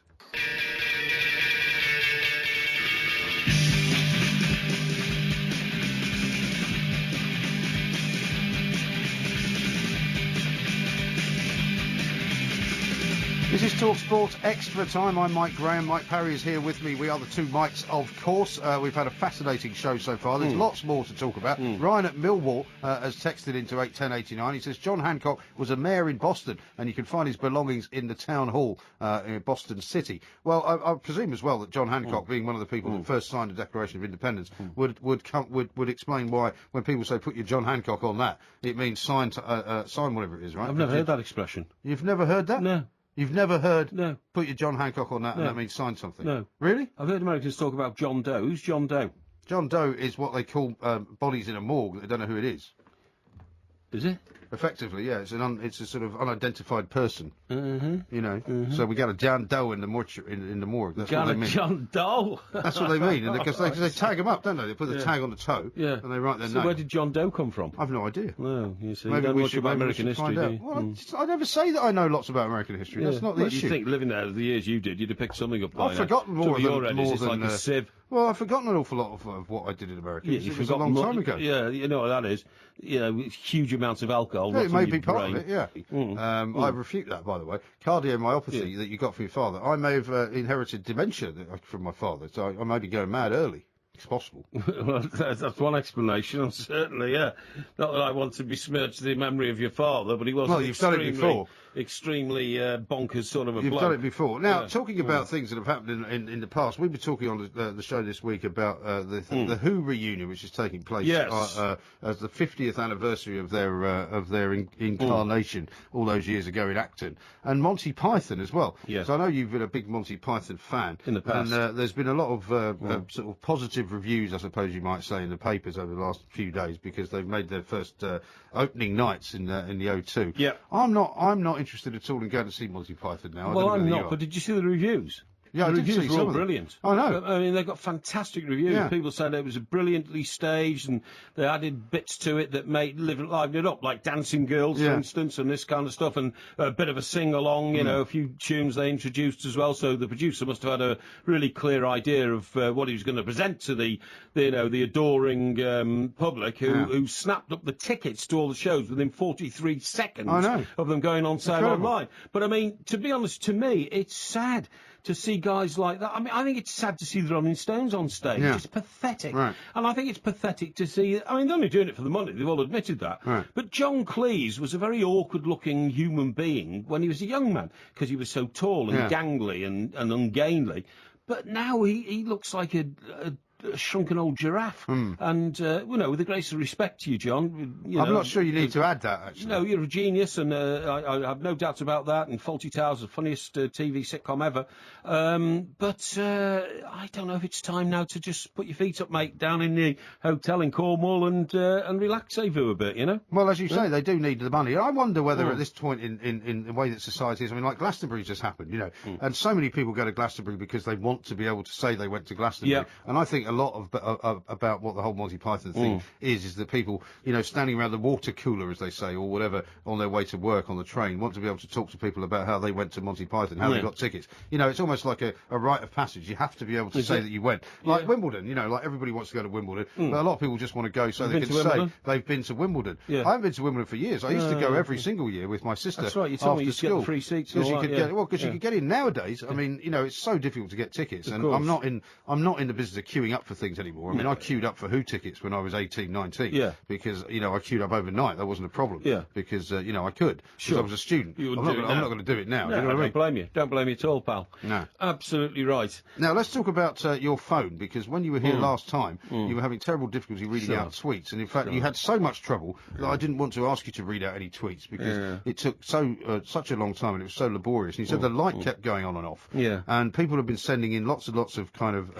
advice for you. Yeah, so I don't know whether you've taken any of those. But the trouble is, if I do that, then I'll press the wrong button and I'll lose it altogether. I mean, for instance, the other night, right? I mean, do you use that phone at home, or do you have a home phone anymore? Well, I've got a home phone, but I know what you're going to be talking about here. We were talking about it earlier. Do you need a home telephone line anymore? And the answer is, for some unknown reason, I do, because it's connected to my Sky TV service. Yeah, you need a home well. phone for that. Yeah, that's basically the only reason you need one, then. Yeah, but is it? Yeah, but that's only for pay-per-view, isn't it? Well, no, it's for everything that if you want your to broadband. order the big fight, 15 quid or something like that, then it still comes in through your phone line. Yeah, that's what I'm saying. But I mean, if you didn't want that, why would you need a phone? You don't need a phone if you've got Sky, do you? A landline? No, but you need a landline for your Wi-Fi. I mean, you don't have Wi-Fi without a landline. That's the problem. Oh, do you not? No, because the only other way you could do it would be through cable. And you don't have cable in this country, really, to speak of, unless you're lucky enough to have cable in your street, but I doubt you do. No. Loads of streets got cable. I get a Virgin thing through the door once a month saying your street has been cabled, take up Virgin, all that kind of stuff. Well, in that case, you could have cable coming in that could give you all your television channels, it could give you all your Wi-Fi, and you wouldn't need a home phone. But I've got brand loyalty to Sky, you see, because I've been there from the start. I had a dish. Would you like to mention any other brands? No. I'm very happy for you. Well, we have an association with Sky, don't we? And what I'm saying is that I was one of the first people in this country to have a Sky dish. Were you? Yeah, and they rang me up because I was a news editor of the Express and said, it's a new news service. I said, yeah, fine, well, bring it along. So they nailed it up on the side. They bolted it up to the side of the house. Don't think it's nails. Just some guy with a nail and a hammer. Bang. Yeah. Just hammer this into the concrete, into the brick wall. But I'd have to say, as interesting as that is, I mean, technology has advanced slightly since then. Oh, yeah, it has, yeah, because, interestingly, now, what happened was, a week later, a guy from the council comes round. Says you can't put that up. Hello. So, what's that? I said, what do you think of this? It's a satellite dish. You've never seen a satellite dish? In fact, nobody had seen a satellite dish in this country. It was brand new. It was one of the first ones ever. And he said, well, you can't, because according to the terms of your lease, because we allowed the builders to build here, you can't have extrusion. Anyway, do you know what the compromise was? What?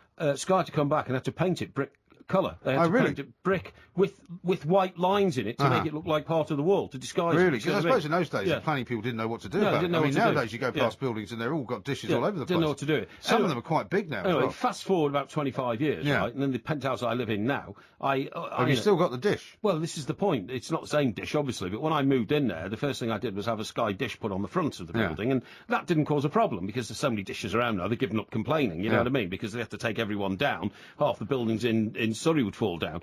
But anyway, eventually, this guy knocks on the door, like this, Same guy? No, not the same guy, no, a different guy. He's got the same knock? The same knock. I've seen you before. Yeah, I've seen you before. So he says, hello, he says, I've come to wire up your apartment. I said, what do you mean wire it up? It's fully wired, I've got lights and everything, He said, no, wire up your television. I said, well, I didn't ask anybody. He said, no, the landlords of this building, because despite the fact that you own the place, there's still a freehold landlord. Okay. Said they're wiring the building for, I said, well, I didn't ask them to do that. I said, well, you haven't any choice. Sorry, mate, we're doing it. So they came in, and And then when I was next out on the roof terrace, reclining in my Bedouin tent or whatever, I noticed that's funny. There's a couple of holes in my wall on the other side, and I go over. Is that on the same side where the dish is then, or not? No. I'm at the back of the roof terrace, and I'm looking at the front of it. Looking out over the leafy landscape, the expansive. And I could see sunlight coming through the wall. And that's a bit odd. What's all that? So I went through the wall. Through the wall. That's not good, is it? Yeah. So I went over, and I leaned over, and my dish had gone. So without my permission, they wired the building, unknown to me. I said, OK, we'll do it. And then connected all the television. And then somebody just came along and took my dish. They just took it. So it's gone? It's gone. It's nicked. Well, surely you own that, don't you? Yeah, of course I own it, yeah. Well, didn't you ever ask anyone where it went? Well, I rang up I didn't know to ring up. I didn't even know wired up the apartment. But eventually I found out that all the dishes... Some guy was just stealing dishes from people. No, they weren't stealing. They were being taken down because they were no longer necessary and therefore they were an intrusion. And the guy, literally, because these days I'm told you're supposed to be put scaffolding up to go up and do any repair work in any building because of health and safety. Right. This fella didn't. One of the neighbours said, no, he saw a bloke with a ladder. It was about 80 feet long.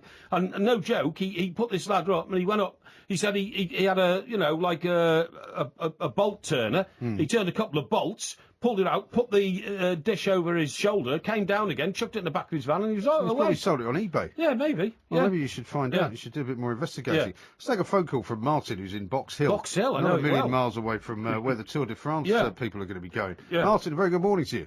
Hello, Mike. Hello, the other Mike. Basically, made this up tonight. M&M's, yeah? The two M&M's. Yeah, thank you very much. M&M's, very good. Well done, mate. A tasty pair. Yeah, no, honestly, you two fellas could be on the TV. Honestly, like Under the Moon, do a thing like that. And I've got so much information to tell you over the years, what's happened. Very fascinating stuff. We make sure myself and my brother are on the show. Right. Okay, well, what do you want to tell us, Martin? Because we haven't got a lot of time, you see. We've got a couple of minutes. Yeah. Okay, well, basically, England won the World Cup in 1966. Jeff, my brother, scored 3. Jeff Hurst. Martin Peters got the other goal. We haven't won anything bloody since. No. And how is your brother, Jeff? Yeah, he's okay, thanks. Funny enough, we spoke before, didn't we, Mike? And he fell asleep with his... when Spain got knocked out, and they're the first to go out, and he's just dozing off now. We just come back from Epsom tonight. Oh, have you? Fantastic. I thought he was out in Brazil. Oh, we seem to have lost him. Martin from Box Hill there, he's a very lively young man. He's got a lot of stories to tell us. There was a race meeting at Epsom today, so what our friend there was probably saying was probably went to the concert after the races. Oh, very possibly, yeah. Here's one from Jim. When he said he was Jeff Hurst's brother, by the way, he's not, is he? Well, I don't think so. No, I don't think so. No. I mean, I think he thinks he's Jeff Hurst's brother. Okay. Which is not quite the same. Yeah. I'm pretty sure Jeff Hurst would be out in Brazil, wouldn't he? I think he was. He is a football ambassador for McDonald's, and they're one of the biggest sponsors, aren't they, out there? So I imagine he would be, You're just Mr. Name Check tonight, No, sorry, no, maybe, okay, for a hamburger chain, how about that? Jim in Belfast says, morning, Mike, the reason John Hancock is referred to in the context of a signature is because he signed his name bigger than everyone else who signed the Declaration of Independence. Oh, did he? So there he wanted to be the number one guy? Well, I suppose. Well, he never became president, did he, like Thomas Jefferson did? Well, no, he didn't, but, I mean, on the other hand, people use that phrase, you're John Hancock on something, much more than they ever mentioned Thomas Jefferson, don't they? I suppose they do, yeah. So, well, you say that, but... President Clinton, my friend, William Clinton, his middle name is Jefferson Clinton. William Jefferson Clinton. Yes. And there's been another president of recent years whose middle name is also Jefferson. Yeah. Must be a Democrat. Maybe. It's not, by the way, Barack Obama. By the way, I should ask you about this because it's Tim Howard who's been getting all the plaudits from that game against Belgium, the USA took part in. Did you hear Barack Obama ringing him up and telling him what a great guy he was? Yeah, 26 saves, more than in any other World Cup game that's ever been televised. How about that? Incredible. And they want to name, I thought you'd like this actually, because since when you lived in Washington, by the way, there was a great tweet that came in a bit earlier about when we were talking about garden sheds, where a guy said, are you sure, Porky, you didn't buy garden shed when you were living in Washington, along with all those other gardening tools. Right, with the shears and the lawnmower. Yeah, I should have done, but you might remember. I mean, when you and I lived there, it was called National Airport, wasn't it? It's now called Reagan National because they named it after Ronald Reagan. Yeah. There's a petition in place to try and rename it Tim Howard National Airport. No, there really? Is. Yeah. And that's the inner city one you're talking about. Yeah, the one. Yeah, not Dulles. No, the one that's the sort of the local one. Because just talking about that airport, by the way, no airport in any other American city has been allowed to be built within the same proximity to the urban population. Do you see what I mean? Yeah. Because of the danger of a plane falling short of the airport and crashing. But in Washington, D.C., because politicians flying in and out all the time, they just decided to ignore all the planning laws, and they just built it. And it's almost bang in the centre of the city, isn't it? It is. I mean, it should be a relatively short sort of taxi ride, but you have to come over the 15th Street Bridge. That's right, yeah. Which, in fact, makes it very slow. It does, but I mean, you can literally, cross the Potomac. You can just Potomac. see. Yeah, that's right. The Potomac. The Potomac. It's not the Potomac. It is. I mean, you lived there. Surely you know how to pronounce it's the Potomac, man. Yeah. Dear, oh dear. Anyway, remember that plane that went down in the Potomac, and the Potomac, yeah. A guy swam out into the icy river and rescued all the passengers. Know, it's shocking. Amazing, absolutely shocking. Yeah. Mark has tweeted in at TS Extra Time. He says Mike Parry has just earned himself a place at my dinner table of interesting people. Really? Because of his knowledge. Thank you. That's extraordinary. Peter, on the other hand, doesn't agree. He simply says this: cheat, cheat, cheat, cheat, cheat. Yeah. This is about you and your quiz. What's that based on? Your knowledge in the quiz. And David says Mike Parry is the Luis Suarez of the quiz world, a blatant cheat. Well, hang on. Excuse me. Evidence of my cheating? The evidence of your cheating is you got so much of it right. Yeah, exactly. That's evidence. Because I'm a student of American history. Well, we know that you never get anything right. Of course so I therefore, I mean, the idea that we're arguing about what a high score you got, but you only got 5 out of 10, is indicative that's of because how at least 3 of the useless questions were stupid, nonsensical showbiz questions. Well, why don't you then choose what you would like to be quizzed on next Thursday, since you think that we're stitching you up? I'm not going to do that. No, I'm not going to do that. So, well, tell us what. Because you'll only accuse me then of, you only set up a subject that you know lots about. Well, I know lots about lots of things. Well, what would you like? Like you choose. What would you like us to quiz you on? No, I'm not. You quiz me on about French Renaissance architecture? No, I don't know anything about that. You don't know anything about French Renaissance architecture? No, I don't know. Can we have some kind of a bell, please? A clarion of some kind? It's the first time you've ever admitted not knowing about something. I'm not bothered about. I mean, if you want to ask me about, for instance... What about art in general? Because we talked about art, didn't we? No, I'm not... You were talking about Van Gogh the other night. I know a lot about art, but I'm not sufficiently interested to be quizzed on it. You could ask me, if you like, about, the history of the Royal Navy or the history of the Royal Navy. Yeah, but it's entirely up to you. We'll do the history of the Royal Navy then. We'll mark that one down. Doesn't bother me at all. History of the Royal Navy, or perhaps impressionist art. I don't know. I can't make up my mind. You can text us on 81089. You can email via the website talksport.com, and of course you can find us on social media at Mike Parry 8 at IROMG, where I've also retweeted a boomerang being thrown and coming back. For any of those people who don't believe it happened. And of course you can find us on the website as well, talksport.com.